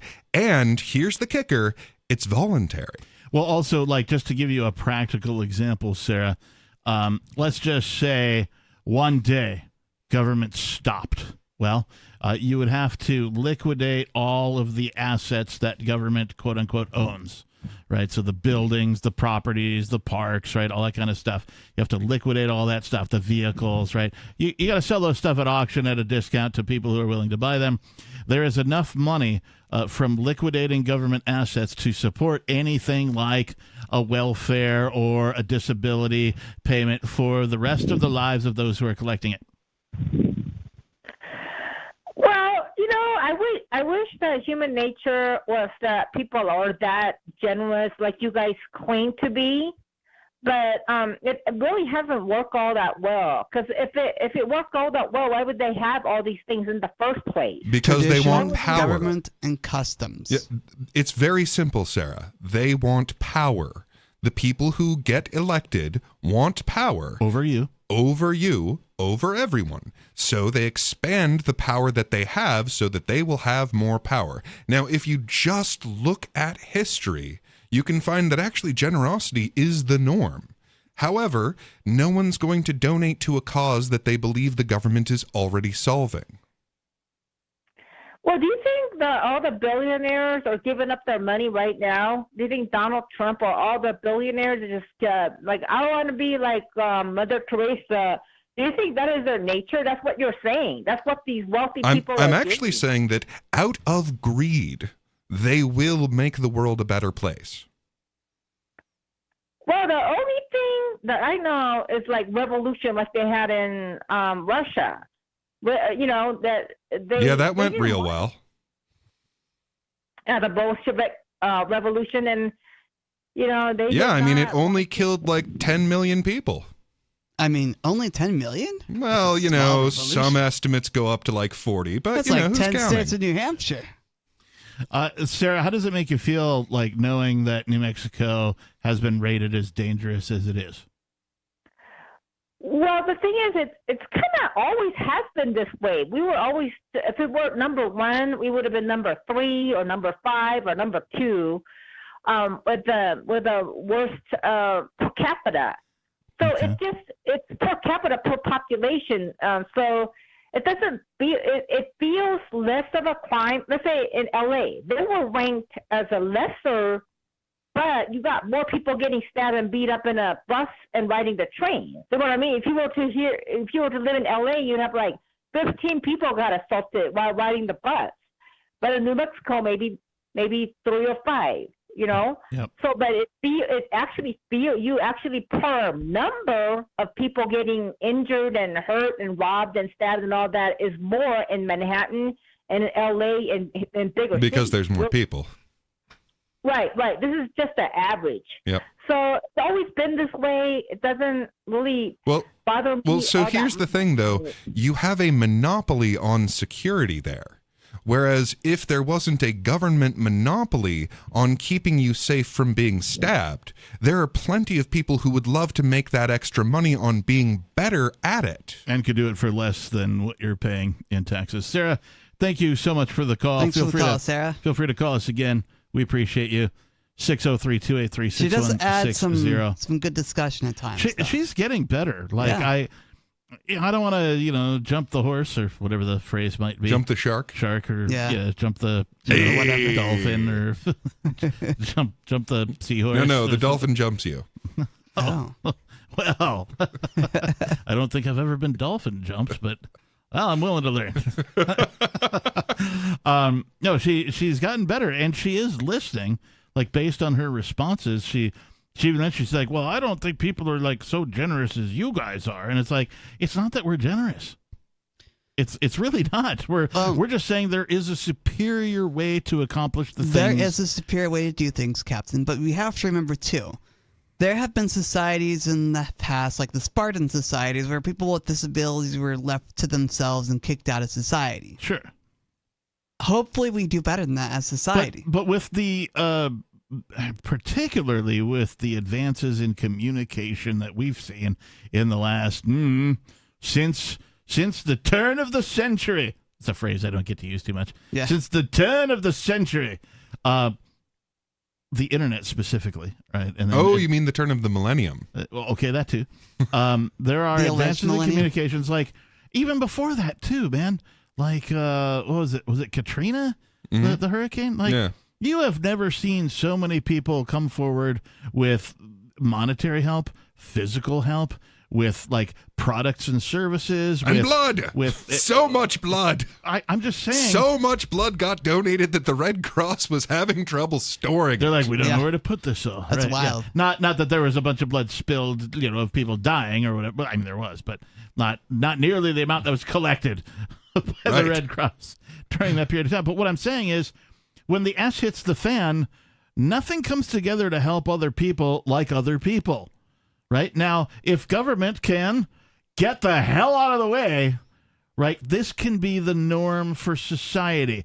Something goes wrong, some people need help, people get together, they figure out how, they donate some money, they donate some time, they donate some resources, the problem gets solved, and everybody goes back to what they were doing before until the next thing occurs. And then, it's an emergency. It's a situation. Everybody gets together. They donate some time, money, and resources to a thing. The problem gets solved. And then everybody goes back to what they were doing. Yeah, sadly enough, our view of humanity is a victim of our own success in communication. Because the nature of our organism is, of course, you have to be more concerned with negative than with positive. Because a negative thing can kill you entirely, and a positive thing can only be so helpful.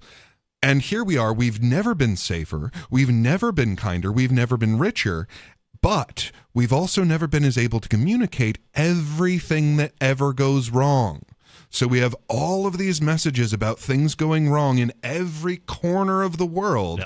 So we're getting inundated with this view of humanity that is only the negative side of what we do. Right. We see this in the mainstream news. The phrase that gets repeated frequently, if it bleeds, it leads. Right. That's the news policy. Right. The more chaos, the more blood, the more, out of control a thing is, the more threatening it is to anybody in, any area, the more likely it is to get published. Right. And yeah, it gets complicated when people have the intention of playing on that effect by either trying to make extra money or extra eyeballs for their newspaper, but also putting forward certain policies that they've wanted to enact anyway. So they'll put your focus on some terrible problem that this policy they wanted to enact anyway, quote unquote, solves. Yeah. So this gives you just a fake view of what humans are like when all of the good things that we do go untrumpeted. All right, so whiplash segue. My segue. This from Forbes.com. Sorry, kid. Sorry, kid. Yeah. Sorry, Mom. Sorry, Dad. Sorry, duvet. Sorry, curtains. Bitcoin's rising tide. We've been teasing this all show long. I figure we best get around to it. Bitcoin's rising tide and the overturning of SAB 121. So this is from an author named Dave Birnbaum, and he says, full disclosure, I'm helping build Coinbits.app, a Bitcoin banking platform. In a move that may turn out to be a watershed moment for digital assets in the U.S., both the House of Representatives and the Senate have voted to overturn a Securities Exchange Commission regulation known as Staff Accounting Bulletin number 121, or SAB 121. The vote marks a pivot in how Bitcoin might be treated by lawmakers and regulators, and will likely increase the availability of Bitcoin-based financial services in the United States. SAB 121, issued by the SEC in 2022, mandated that companies holding customers' cryptocurrencies must treat these assets as liabilities, requiring them to be recorded at fair value on their balance sheet. This policy indirectly imposed heavy capital requirements on banks that wanted to offer cryptocurrency services, effectively stymieing the banking sector's ability to serve the market. Critics argued that this rule was not only onerous, but fundamentally misunderstood the custodial nature of banks holding digital assets, treating them as liabilities rather than as property belonging to the customers. This has long been I'll say a disagreement between government agencies. Some agencies are like, it's property. Some are like, oh, it's a security. Some are like, oh, it's currency. And they've never agreed on these things. So it doesn't matter how lawful you try to be when using cryptocurrencies. One of these agencies is going to consider you a criminal because they don't agree on how to treat this. Right.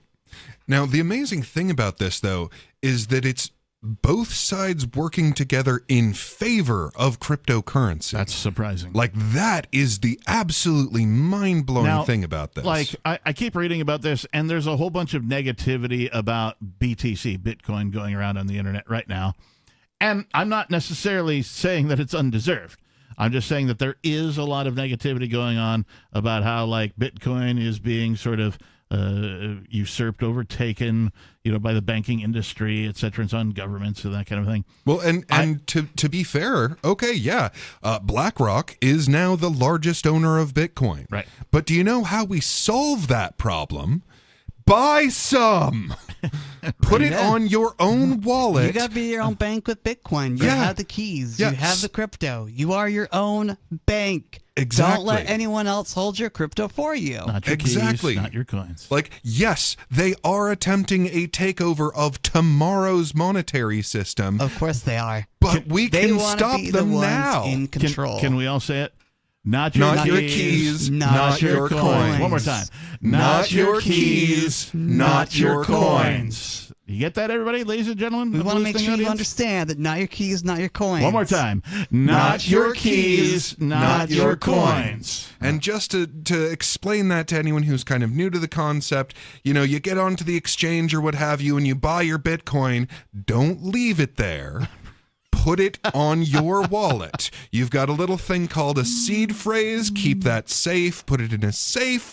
Hide a copy with your wife. Do whatever you're going to do. Engrave it on gold plates or something. Yeah, keep those words in that order safe. And once you've done that, everything that you put on that wallet can never be stopped by any entity on earth from being spent. I know a guy who put $50 into Bitcoin some number of years ago.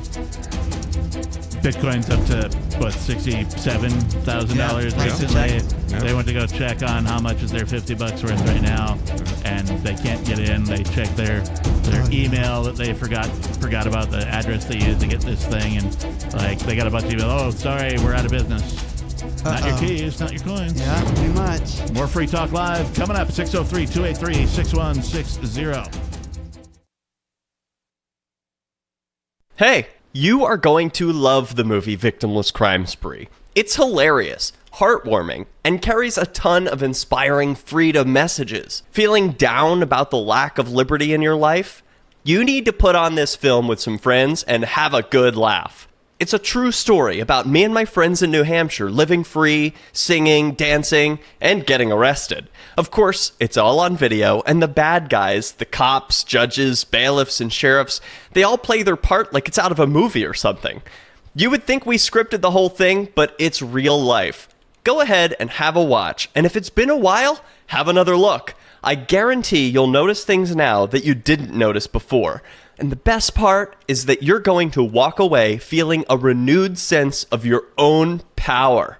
You are the master of your destiny, and you will be free in your lifetime. Victimless Crime Spree.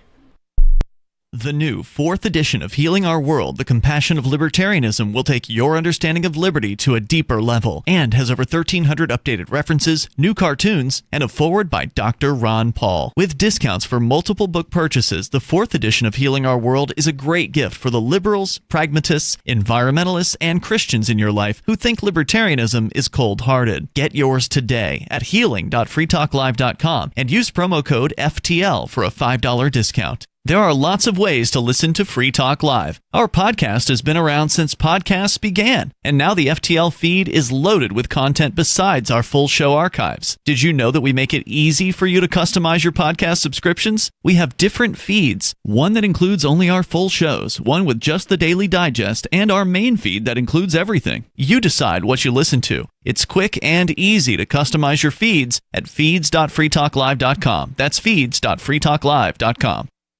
You're listening to the live edition of Free Talk Live. Hour number 3 is next after the news here on the Liberty Radio Network at LRN.FM.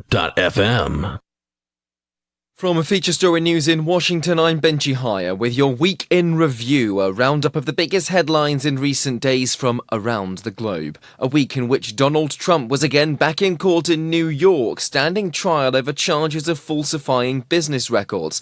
Prosecutors allege the former US president was trying to cover up payments made to porn star Stormy Daniels in return for her silence, an effort to keep their affair out the news just as America was going to the polls 8 years ago. On the stand this week, Michael Cohen, Trump's ex-lawyer, his fixer-turned-foe. The man responsible, he says, for paying the adult film actress the $130,000 on his then-boss's behalf, who he claims personally greenlit the plan. But Cohen is part linchpin, part liability. He's a convicted felon, serving time behind bars for campaign finance violations, and he's pleaded guilty to lying to Congress. Defense lawyers sought to hammer his credibility. Sally Patterson spent the week outside the courthouse in Manhattan. The defense is working hard to paint Michael Cohen as a vindictive ex-employee who can't be trusted. The court has played audio from last year where Cohen can be heard saying, "I truly hope that this man ends up in prison. I want this man to rot inside for what he did to my family." The former president is charged with 34 criminal counts of falsifying business records in relation to a hush money payment allegedly made ahead of the 2016 presidential election.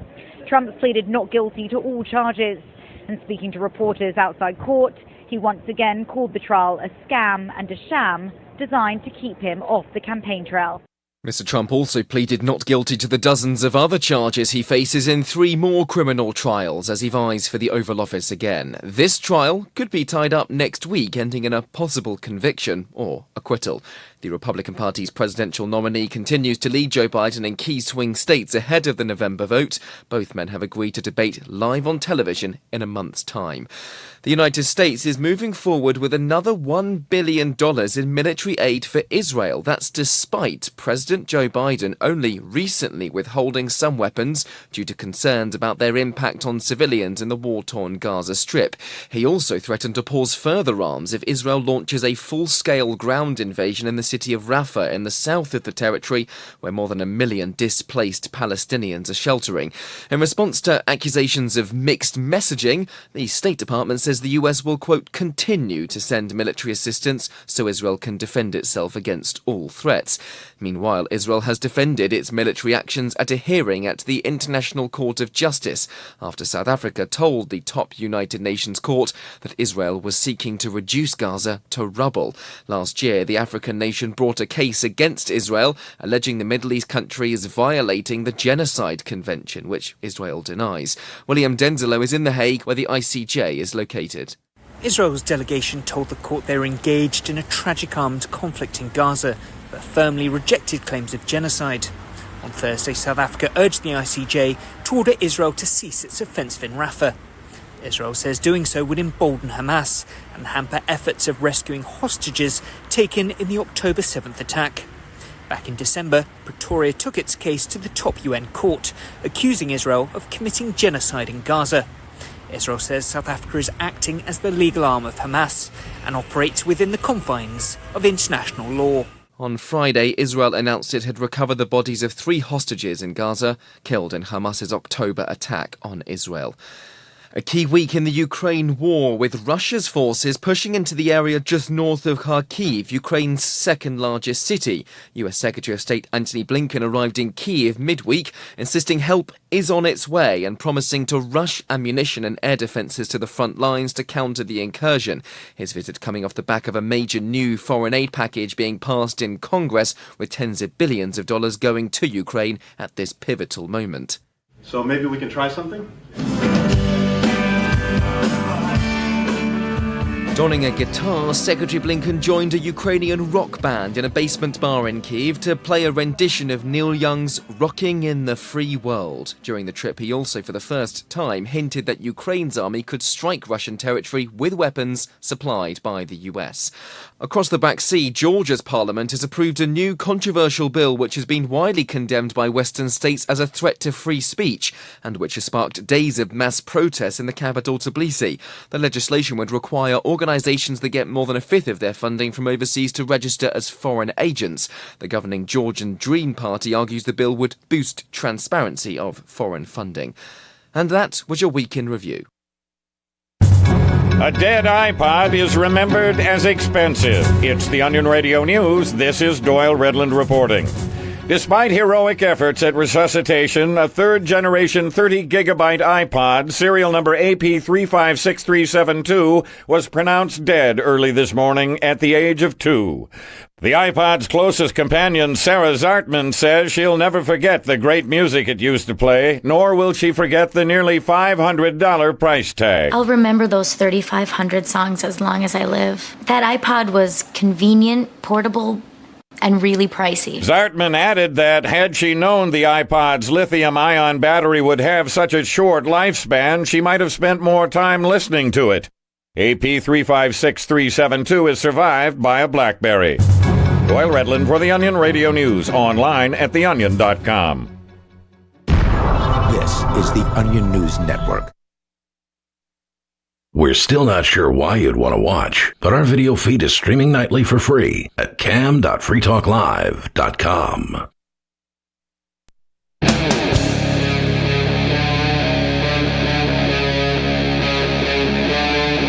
Free Talk Live.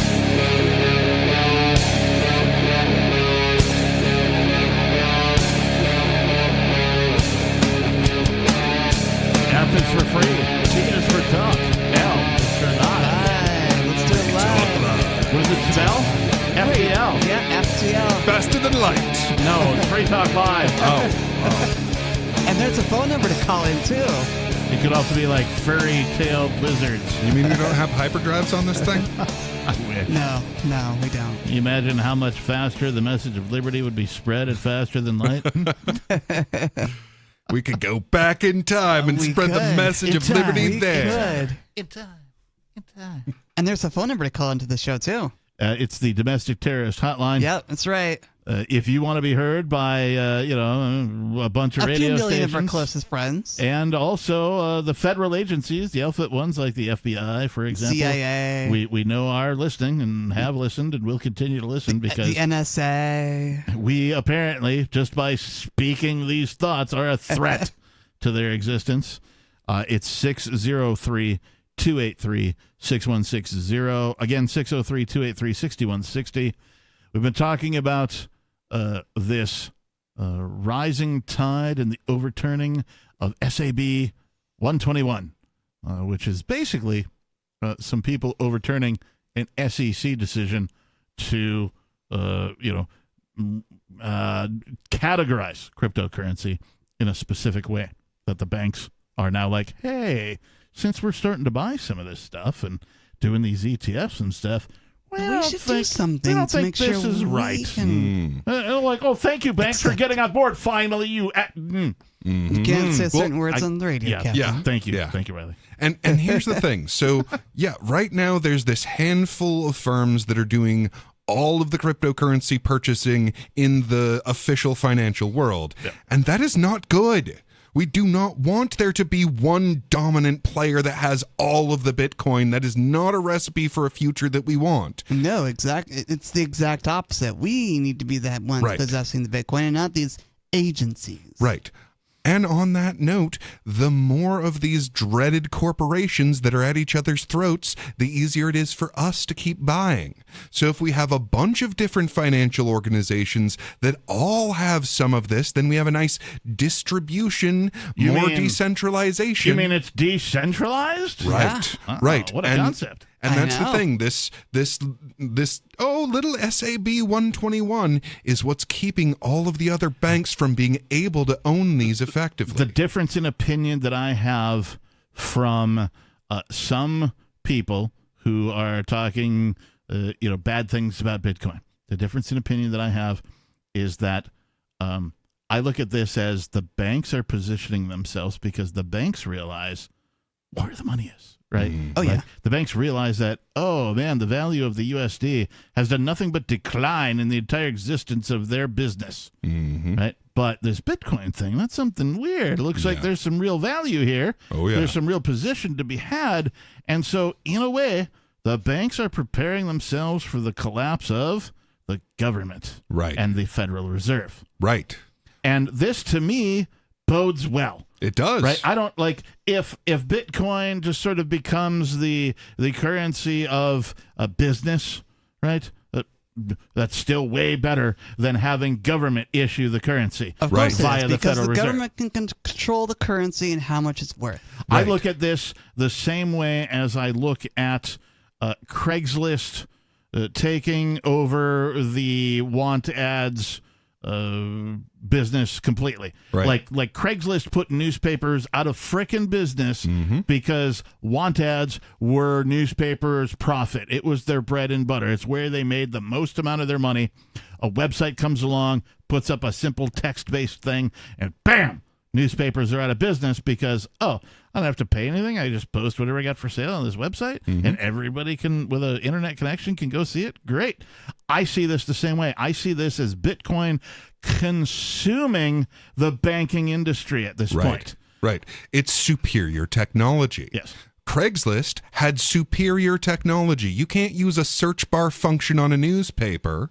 You have to pay for the newspaper. They have to pay to put the ad out there. Craigslist, no, here it is. Boom, done. Superior technology. Yep. In the same way, Bitcoin, even just that one, let alone all of the much, much more advanced cryptocurrencies that are out there, like Dash, shout out to actually being able to spend your cryptocurrency. Right, yeah. Oh, right. Yeah, weird. Right. And, not a sponsor, but a shout out to Monero being able to spend your cryptocurrency not as effectively as Dash, but a whole at lot least more the privately. Yeah, there's definitely a privacy aspect to Monero, and that's really important, especially for those of us who value privacy when it comes to a transaction. Right. So these are all back, superior technologies to the dollar, to anything like the dollar. So all of these banks have realized, we're behind the 8 ball on this thing. Right. We need to catch up. So here's one of the things that, like, for those who do not pay the kind of attention I pay to the financial world. Yeah. They recently came out with sort of a disclosure of all of their holdings, and it turns out 937 financial organizations now own Bitcoin ETFs in the first quarter that they've been available.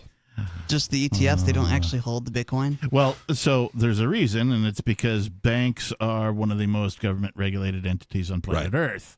And so they can't actually own or purchase Bitcoin in the same way you and I can, Riley.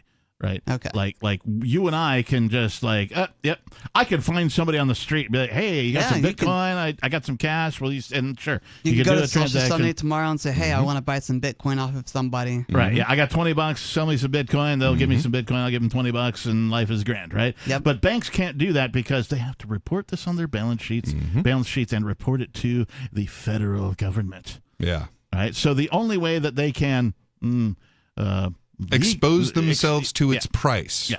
Is to do it via these ETFs. Right. For now. Right. That's not to say that there's not a whole bunch of people in the banking industry individually also holding any kind of cryptocurrency. Right. We don't know that, right? Because Right. that's not required. Yeah. Right? You don't have to. Well, okay, let's not get into that. Yeah, and some of the notable examples on this. So last year, when everything was collapsing, the Swiss bank collapsed. So UBS, the one that ate up the giant Swiss Credit Suisse, they own some. Right. Last year, I think it was, or maybe it was the year before, the Canadian Bank of Montreal, who were shutting down people's bank accounts for honking their horns in Toronto, they own some Bitcoin, some unstoppable money, or at least what's backed with the unstoppable money. Let's see, Wells Fargo. I call them far as well go. Yeah. Just because it sounds funny. Yeah. So one of my favorites, so Jamie Dimon has just been poo-pooing on this whole thing the entire time. It's rat poison squared, it's a Ponzi, it's a measure of money laundering.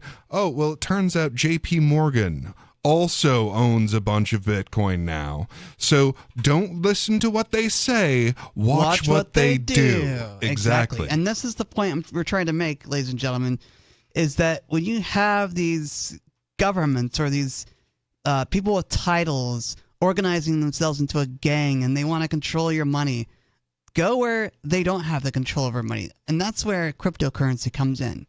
The reason why our founding fathers put together the Constitution so the government could regulate the money is they didn't have the technology to do anything different. They didn't know any different. For centuries and millennia, we didn't have the technology to get the money out of government hands. Right.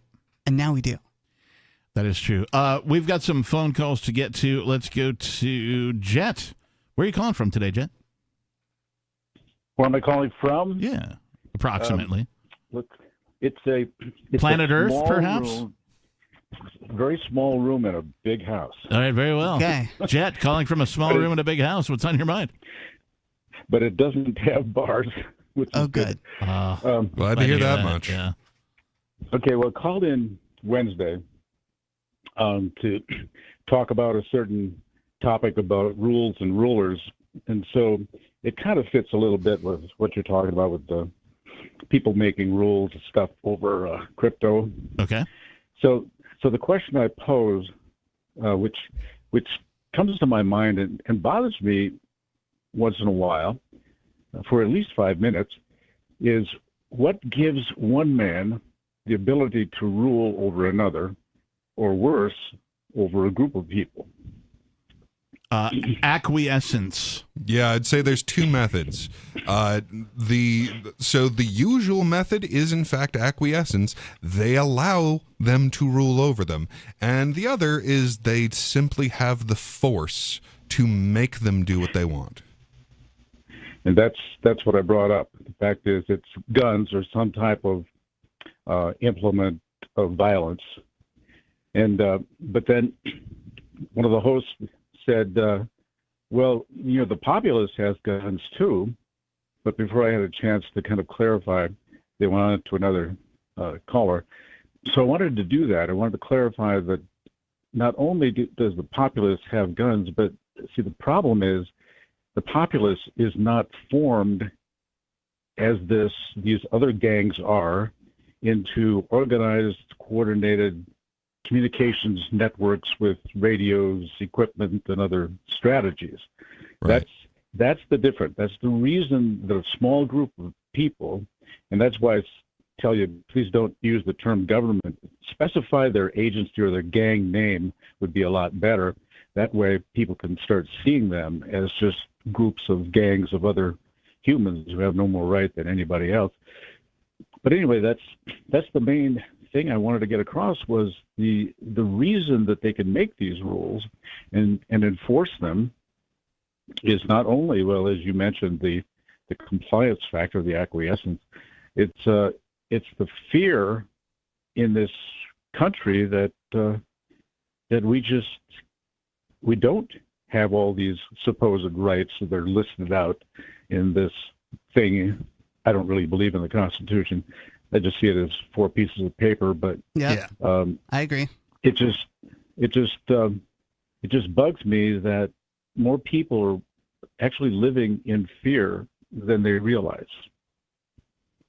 It bugs me too. Yeah, me too. The problem is you have to convince the people to not be afraid, to do something different, to think differently. And it's hard because we've been told to think a certain way for centuries. And you're right on the mark with it's the organization. They are arrayed against us, and we have not arrayed ourselves in defense of ourselves. And I got to say, so two things that I know that are effective methods of organizing yourselves for your own self-defense. Number one, get in the physical proximity of others who believe the way that you do. That's why I'm here in New Hampshire. That's why I'm here in New Hampshire too. And it is very effective.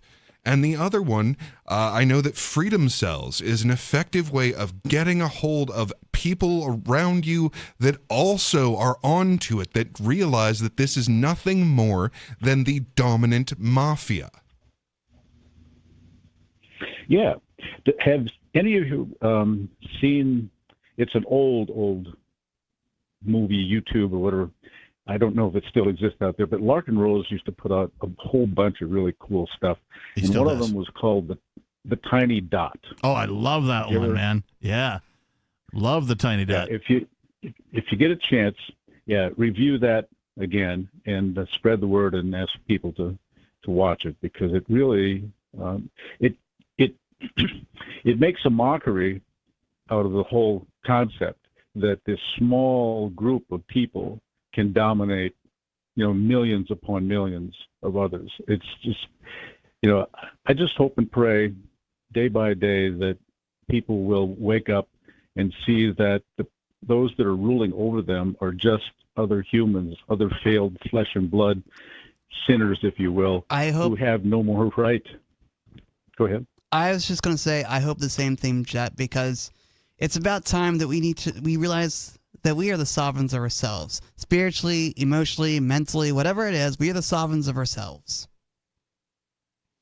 Yeah, this is a big part of why I push the cryptocurrency, is because this is a money that isn't owned, controlled, and operated by these monstrous mafias.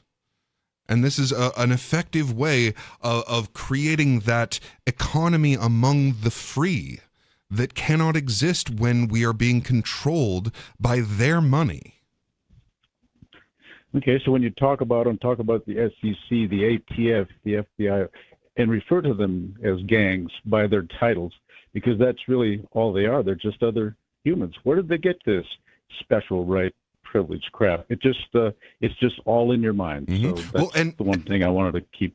And one of the really important things about that is that we tend to look at government like it's this monolith. And the truth is that even among the deep state or what have you, there are factions. So like right now, a factional dispute exists between the CFTC, the commodities regulators, and the SEC, who regulates securities. There is a factional dispute between these two. Like, even within their control structure, there are power struggles. So the more that we can emphasize that there are, in fact, these different factions, that, hey, guess what? Turns out the people at the Federal Reserve are not on the side of the people at the World Economic Forum, for example. Even though they definitely both want to rule over you, being able to pick out, wait a second, this set of thugs is different from that set of thugs, and to figure out, wait a second, well, turns out the World Bank are actually at odds with the International Monetary Fund, and you start to realize that it's not the same game you thought it was, that there is this slowly crumbling empire of control. The example I give is, let's say, you live in a community and your neighbor joins one of these gangs, right? All of a sudden they became Bob, not the neighbor who, mows his lawn one way, or, his family with kids. All of a sudden now he is your judge, your magistrate, your overseer, whatever you want to call him. And a day before he wasn't that way. So, like I said, I just want to keep pounding on this idea that it's all in your mind and stop using the word government. Specify the gang name. That at least that'll help. Hey, Jet, thank you so much for the call. We appreciate you, man. As always, 603-283-6160. Jet's spot on.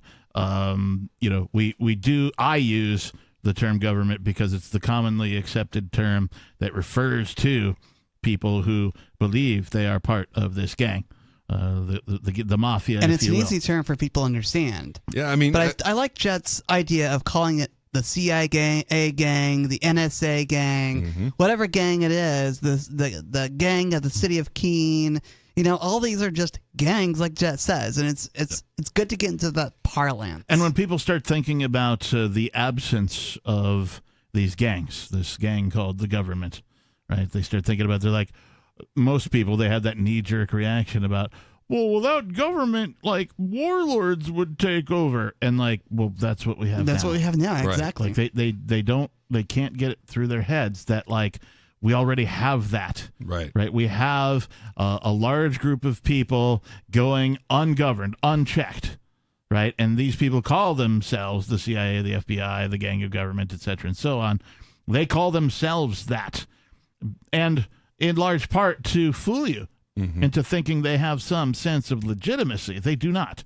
Yeah, and so it's trade-offs all the way down, right? So on the one hand, there is value in remembering that they're all very similar to each other. They all have the same organizational type, and it is all founded on force. So in that sense, using the term government is very useful and effective. And to be fair, part of their intimidation is using a bunch of words we don't use, that we don't understand, to imply that they're part of this coercive structure, but without actually calling themselves government. So that is one side of it. But on the other hand, there are definitely a lot of opportunities for specifying, wait a second, the SEC is doing this, but say the DOJ, the Department of Justice, is also coming after Bitcoin, but in this other and very completely different way. So whereas, the Securities Exchange Commission, they're just going after everything they possibly can, whereas the Department of Justice is just not caring about your right to own things when they go after money launderers. And you realize, there's different factions, there's different tactics, and we can actually skirt in between these, dodge left and right in different ways, zig when you need to zig, zag when you need to zag. And that they themselves are money launderers. Right. Of the largest kind. Oh, yeah. Right? They just do it through what they call legal ways. Well, you just hallucinate that the way they do it is legitimate. And I don't mean you specifically. I mean most people. Yeah. And even the term money laundering, it's this idea that they have a right to everything we produce, and they have a right to decide how much of it they get to keep, and when we need to register, and how much it's going to cost us in dollars, and how much it's going to cost us in time to fill out their paperwork to become an official money transmitter. Right. Well, and how many people have you talked to throughout your life where, maybe they got a regular day job or a business or whatever, but they do something else. They got a side gig or they help somebody out and they pay them in cash. Quite a few people that do that. Right. They're like, hey, man, can you do this under the table? Right. Under the table. Right. This actually describes what government does with lobbying and with favoritism and their money laundering. They do it under the table. That term isn't necessarily, something that is describing what humans do. What humans are doing is just something that naturally occurs. Yeah, if we were going to describe it accurately, hey, man, do you want to do this free market? Right. Because that's what a free market looks like. Right. It doesn't look like taxation. It doesn't look like regulation. That's how fascism works, people. We kind of forgot that was the essence of fascism, is that it looks and pretends like you own it, but when the chips are down, they get to tell you what to do and when. And when they say jump, you better say how high, halfway up. How high, Peakless? Halfway up. Well, I mean, you've never reached the peak, so I guess you don't know. Exactly. I accidentally misspelled your name the other day, writing down like the notes for the show or whatever, and I was like Packless Mountaineer, and I was like, ooh, that would suck.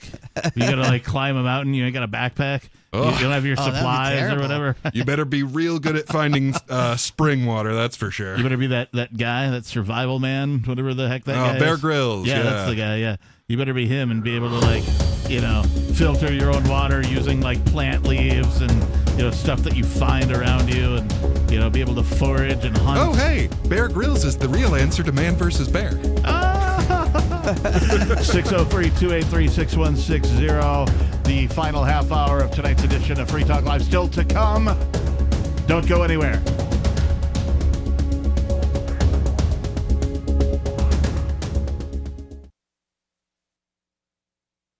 This hour of Free Talk Live is brought to you by Dash Digital Cash. Dash is the cryptocurrency designed to be used for spending. Tired of the ever-inflating US dollar? You can live your life on Dash instead with some handy websites. BitRefill.com has been accepting Dash for years and has a ton of big-name retailers and brands including grocers, gas stations, phone refills, Amazon, and even prepaid MasterCards. Plus, many of their gift cards are available at a discount. But what about paying your bills? Spritz.finance can do that, and they can send dollars to your bank account in case you still need those for some reason. Dash is one of the oldest cryptocurrencies and is widely available on exchanges, including the decentralized Maya protocol, and in multi-crypto wallets. It's easy to get and use Dash. Start by learning more at Dash.org. Thanks to the Dash DAO for sending us 32 Dash per month to promote Dash on the air. Visit Dash.org to learn about Dash. Dash.org. From Feature Story News in Washington, I'm Benji Hire with your Week in Review, a roundup of the biggest headlines in recent days from around the globe. A week in which Donald Trump was again back in court in New York, standing trial over charges of falsifying business records. Prosecutors allege the former US president was trying to cover up payments made to porn star Stormy Daniels in return for her silence, an effort to keep their affair out the news just as America was going to the polls 8 years ago.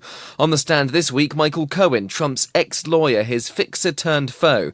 The man responsible, he says, for paying the adult film actress the $130,000 on his then-boss's behalf, who he claims personally greenlit the plan.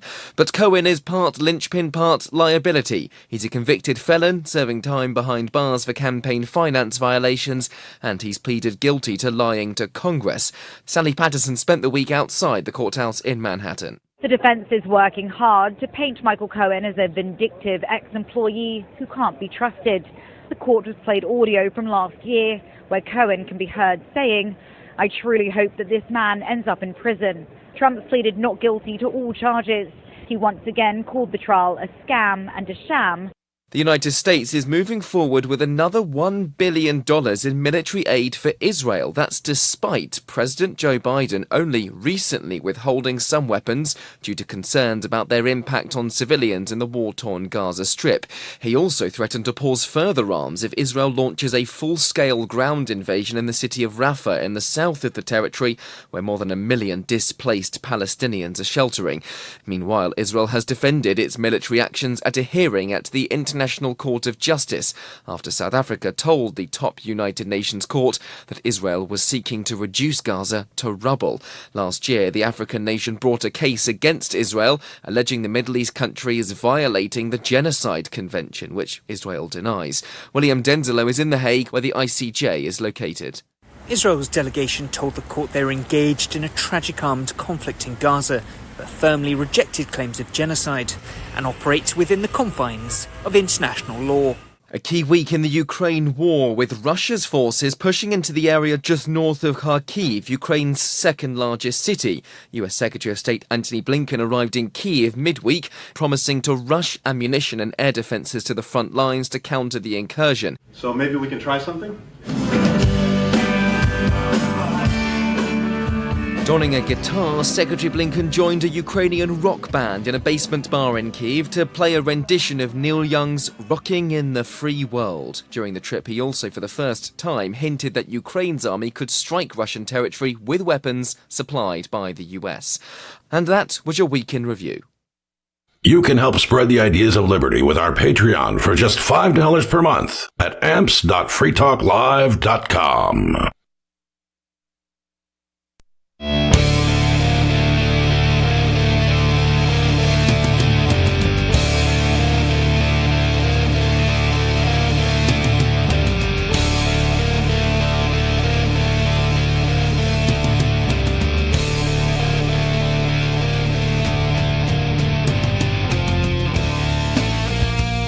It is the final half hour of this Saturday night edition of Free Talk Live. Thank you for tuning in. Thank you for listening. If you've never heard of us or you're just tuning in, please visit freetalklive.com to find out more. That's freetalklive.com. In the studio tonight, it's myself, the Reverend Captain Kickass. Joining me, Bakeless Mountaineer. And Riley. We've been talking about, well, many things. Cryptocurrency, freedom, how do rights occur? Where do rights come from? The fragmented nature of government. Exactly. I have said for a long time, I don't know how long, but since the dawn of AI, which has been like a year or something, right? Since ChatGPT first hit the news, and everybody's like, what's ChatGPT? And everybody started figuring out what it is, what it does, how it does. It's a large language model. Yeah. Has it been a year? And people who want to sell it to you will call it artificial intelligence, which it ain't. So, but I've been saying for a long time, it's going to be a lot of fun.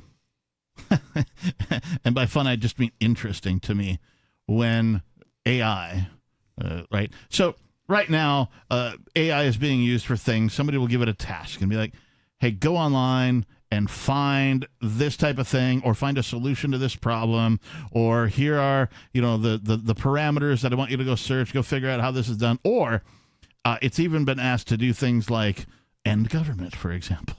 Like let's set forth an AI that's entire purpose is to end government, and it will just live online in the cloud, if you will, until it accomplishes its goal. And if it never does, then it never does. But it's out there and it's working on it, right? And so you can set an AI forth on the internet to do whatever the hell you want, really. Like, hey, create a business that is completely absentee managed, that I don't have to do anything, and that nets me $1,000 a month in actual profit, right? AI Which is probably the future of most businesses. AI will go forth and attempt to do that. Now, it's not very good at it yet. Right. Right. But that's because it's an emerging technology. Still, it's in its infancy. And like the same can be said for cryptocurrency. Cryptocurrency is still very young in the realm of technologies. Oh, yeah. Right? Still Bitcoin is only 10 years old after all. Right. Yeah. So these AIs, being even younger than that, haven't yet figured out how to interact with each other. But they're gonna. Mm-hmm. And when they do, and I've talked about this many times here on Free Talk Live and also on Beard Talk Live, when these AIs, these large language models, who are set forth to go do things, they're going to need to finance some things at some point to make these things happen, right? If they want to create a business, they're going to have to acquire resources, right?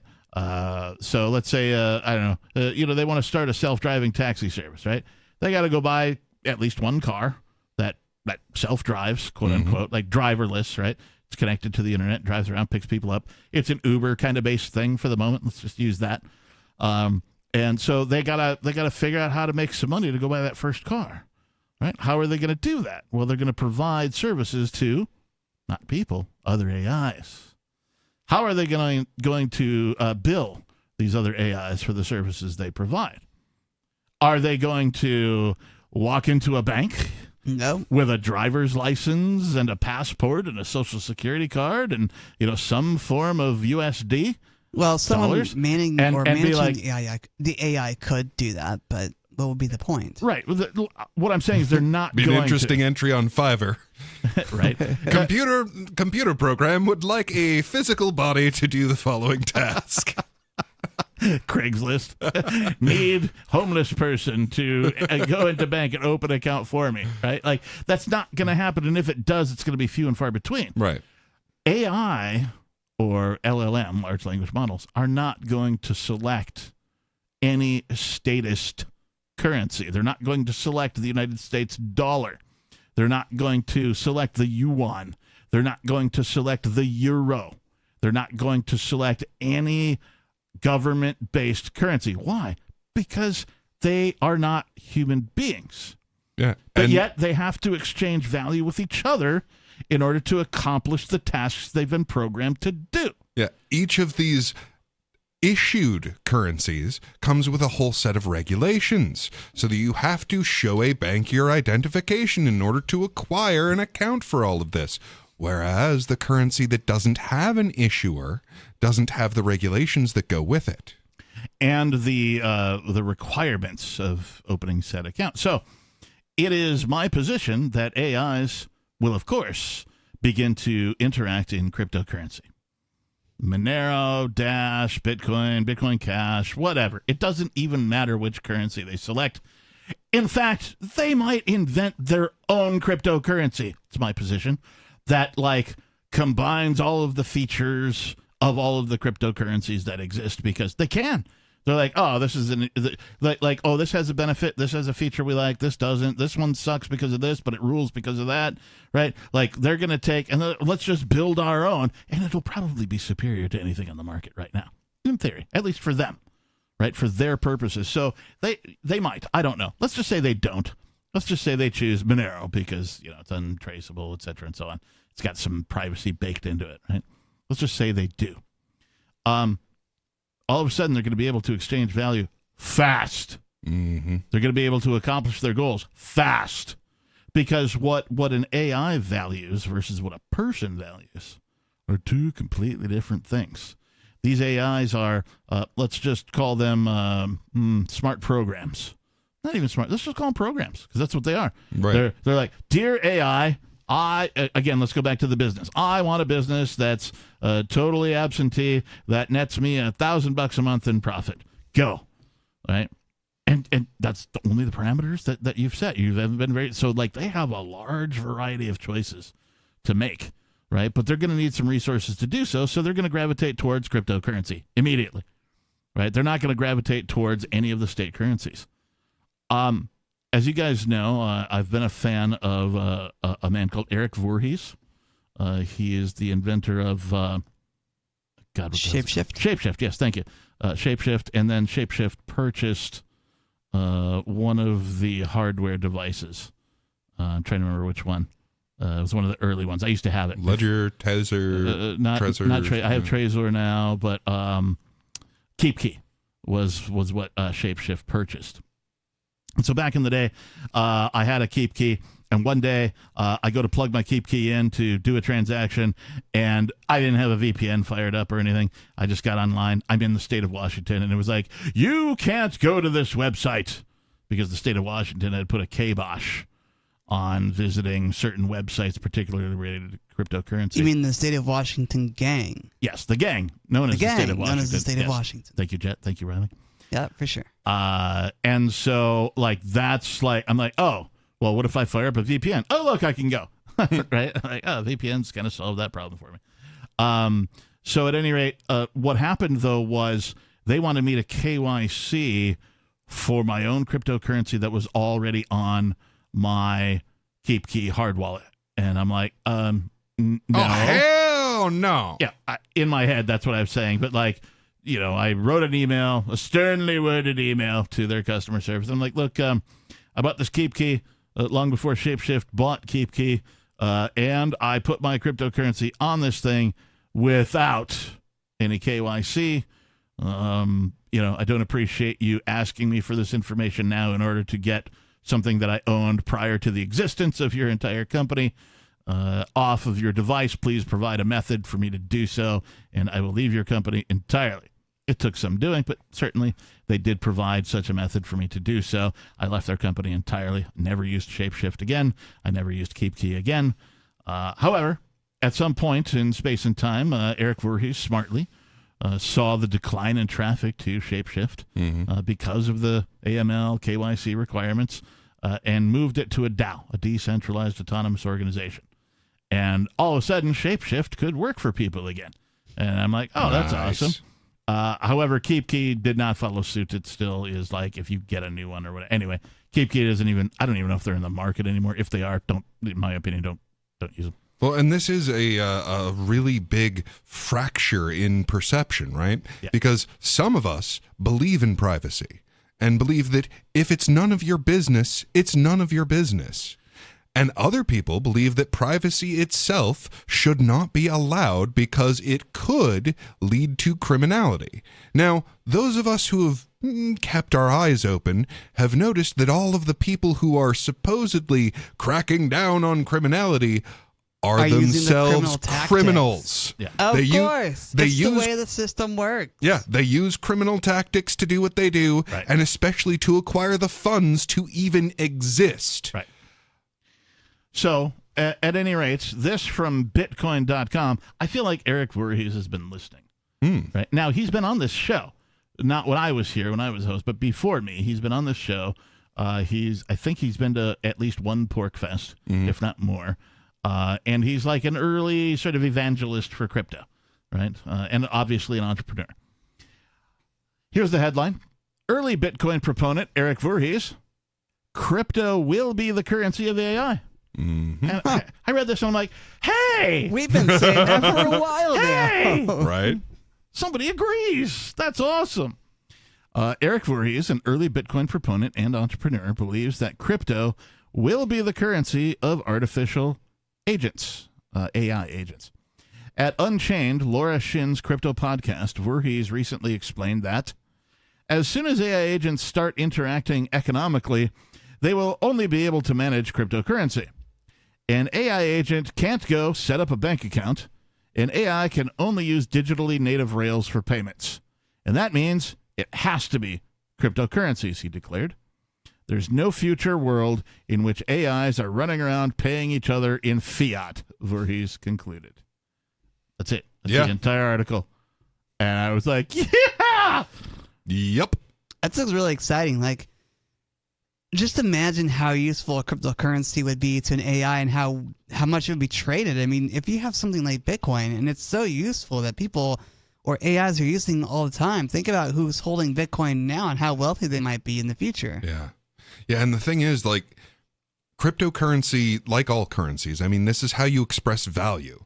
And we finally have a language of value that is freely available to all people all of the time. And we are now reaching a point where we can just start to expand on that with what is called AI. So that AI can be an extension of our ability to speak to each other, so that we can more efficiently and effectively express not only what we want, but also what we can do. Yeah. So that I can express to you, here's what I'm able to do, and we can have this more effective system of negotiating prices so that I can get all of that value energy communicated to me from the people who I have helped. And then I can express that more efficiently through this technology of AI to get those things done that I need, so that we have this, I mean, markets that we have known will pale in comparison to the extraordinary efficiency of the markets that we are creating because of the speed and effectiveness of our communication of value. Now, let's just think ahead for a minute. This literally just popped into my head. So far, we've got what I call the duo of digital technology. We've got the AI and we've got the crypto. Now, let's add one more to that. Let's go with the trifecta of digital technology, 3D printing. Ooh, yeah. Now, 3D printers exist. Some of them are on the market. Some of them don't even require human input. That is to say, I can go to a website. I can upload some sort of a schematic. I can, specify the material that I want the thing to be made out of. Upload a PDF with the schematic on it, specify the material. It's going to give me a cost, and it's going to say it's going to cost you this much to build this particular component. And then I go ahead and I pay, right? And then they make the thing, and then they ship it to me when it's done, or to wherever I want it to go. Maybe not even to me. They ship it somewhere when it's done. Almost zero actual human interaction is required. And AI can easily do that using cryptocurrency without a problem, right? So now, if you marry all these three things together, you finally get the promise of the let's call it the 70s and 80s of, sort of the Jetsons future, where like a bunch of things are done for us by like robots and that kind of a thing, where like you're gonna have like I don't know, some sort of a robot maid cleaning your place or whatever. I don't know. You know what I mean? Use your imagination. Like, the possibilities are exceedingly limitless when you begin to marry these technologies together, as proven by Bitcoin. Yeah, and I'm sure there's someone out there right now who's screaming at the radio about how the AIs are going to take our jobs. And make no mistake, they will. However, if you look at every single time that technology moves forward, yes, it takes a bunch of jobs that we're doing. But it creates more jobs than it takes. Yeah. And we can't even imagine what jobs they're going to be. Because, like, okay, for example, computer programs have some difficulty seeing effectively and being able to go like, okay, well, where's the crosswalk exactly? Where's the bicycle? Where's the motorcycle? Where's the car? All things that would be helpful for me as a blind person. Right. So we've had all of these programs. Oh, well, prove that you're human by, telling me where the crosswalk is. Well, all of that information gets fed back into these programs, so whatever it happens to be that humans are especially awesome at and computers especially crappy at, that's going to be part of how we fuel our own bank accounts in cryptocurrency in the future, is that it will find whatever it is that, like, oh, well, I suck at this, but humans are great at, like, recognizing what a tricycle looks like in 3 dimensions. So I want to just stay on this 3-dimensional thing for just a minute. Bitcoin, if you read the white paper, and you pay attention to even like Roger Ver's new book, The Hijacking of Bitcoin, you pay attention to the history of Bitcoin. How was it invented? It was the marriage of 3 existing technologies, right? It was the two entry method of bookkeeping, right? Plus a third entry, right? So it was the marriage of a couple of existing things. And that's how cryptocurrency came into existence. Somebody was like, in order to solve the Byzantine general's problem, we must combine 1, 2, or 3 things that exist into a new thing. And like, oh, look, it solves the problem. Hey, let's release this into the world. Like, yeah, we had a method for cryptography. We had a method for distributing ledgers. We had a method for changing the difficulty on the encryption. But no one had put those technologies together in quite this way. So let's just... I think this is the way of the future. I think a whole bunch of technologies are emerging in very specific niches, right? And it's going to be the marriage of multiple technologies together that is going to grow the business world, the finance world. Like, it's going to reduce the... I don't want to use the word taxation. It's going to reduce the burden on humanity by making things easier. Oh, look, I bought a piece of land. I bought a couple acres out in the boonies, right? I want an off-grid cabin, right? It doesn't have to be much, 500 square feet, whatever. I can, like, put an AI forth into the world and go, hey, this is what I want. I want it to cost this much. I want the parts, like, shipped in, containers this size or less, right, to this address, right, go. And when it's possible, it's going to make it happen. It's going to print all the parts, it's going to ship them, and then it's going to give me instructions on how to put it all together like IKEA, except probably better. That would be really cool. Right, because it's going to be like, oh, he speaks English, right, and, we should give him some circles and arrows, and we should, like, put the instructions in paragraph format, right? It's not going to be these, like, vague pictures that you get out of some of this crap, right? Yeah. It's going to be better all the way around because people are going to continue to marry these technologies together. And the extraordinary part about where we are right now in human history. So there is that old saying that first they ignore you, then they laugh at you, then they fight you, then you win. Yeah. Now, we've been ignored, we've been laughed at, and for a while now, they fought us. Yeah, and by fought, they're arresting us, they're prosecuting us, they are jailing us, they are, in some cases, murdering us. Yeah. Yeah. Legislating from the bench, making sure that there are no clear rules. But right now, there is this extraordinary opportunity to turn that corner, and everybody wins. I mean, I've never seen both sides of them come together on something that undermines their own power before. And that's exactly what this does. This undermines their power to enslave all of our efforts. And we can actually help them right now. So one thing that you can do, go get your pen and paper ready, pull out your phone, just get ready to record something, because what you can do is you can call up the White House and put a little bit of a bug in Biden's ear to sign House Joint Resolution 109. Wait, what? To sign... You can do what? Yeah, you can call up the White House. Really? Why would anyone want to do that? Is it a toll-free number? It is not. Okay. It is not. It is 202-456-1111. So 202, which is just the DC area code, 456, pretty easy to remember, 1111. Now call that up and say, sign HJ Res 109 or sign SAB 121. Just tell him to sign this crypto bill, because there is a chance that he will see this and go, you know what? I don't want to be on the opposite side of this. So many of the people in my party have seen the light on this that you cannot effectively resist this change. You have to go with it or it will put you down. And he wants his power to remain. So maybe we can get this done now instead of having to wait for the next president who's going to go, oh, I saw what happened to my opponents when they resisted this obviously superior technology. It would be nice. What's the phone number again? 202-456-1111. And you want people to say sign what? House Joint Resolution 109. Or SAB 121.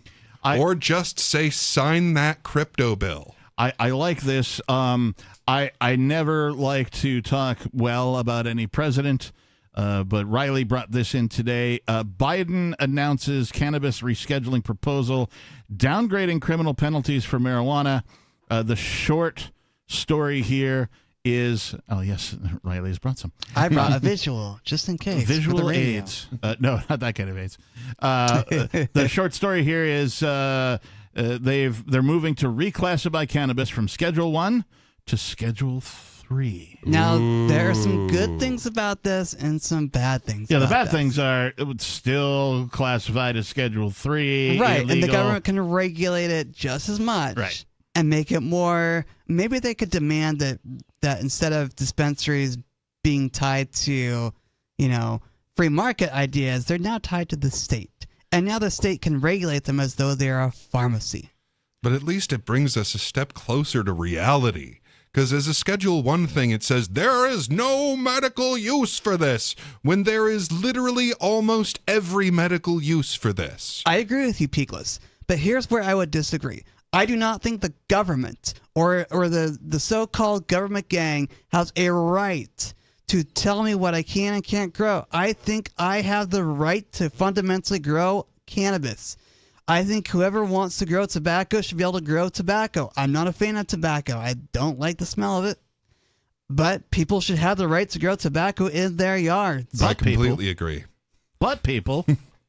No, I completely agree. And honestly, this is why I focus on the currency, is because if we can remove their power to create money out of thin air while we all have to work for it, then we can remove their ability to regulate absolutely everything under the sun, including being able to plant a GD weed in your backyard. Exactly. Yeah, the fact that the gang calling themselves government comes after you for something like gardening. Yeah. I'm sorry, God didn't make a mistake. That plant is supposed to be here, and I am supposed to use it like I see fit. With judgment and skill. We are out of time. Thank you, Peakless, for joining me tonight. Thank you, Riley. Thank you to all of our listeners and our callers. We appreciate you. If you missed out on any part of tonight's show, please visit freetalklive.com. On the resources tab, find the archive. Thanks. Peace.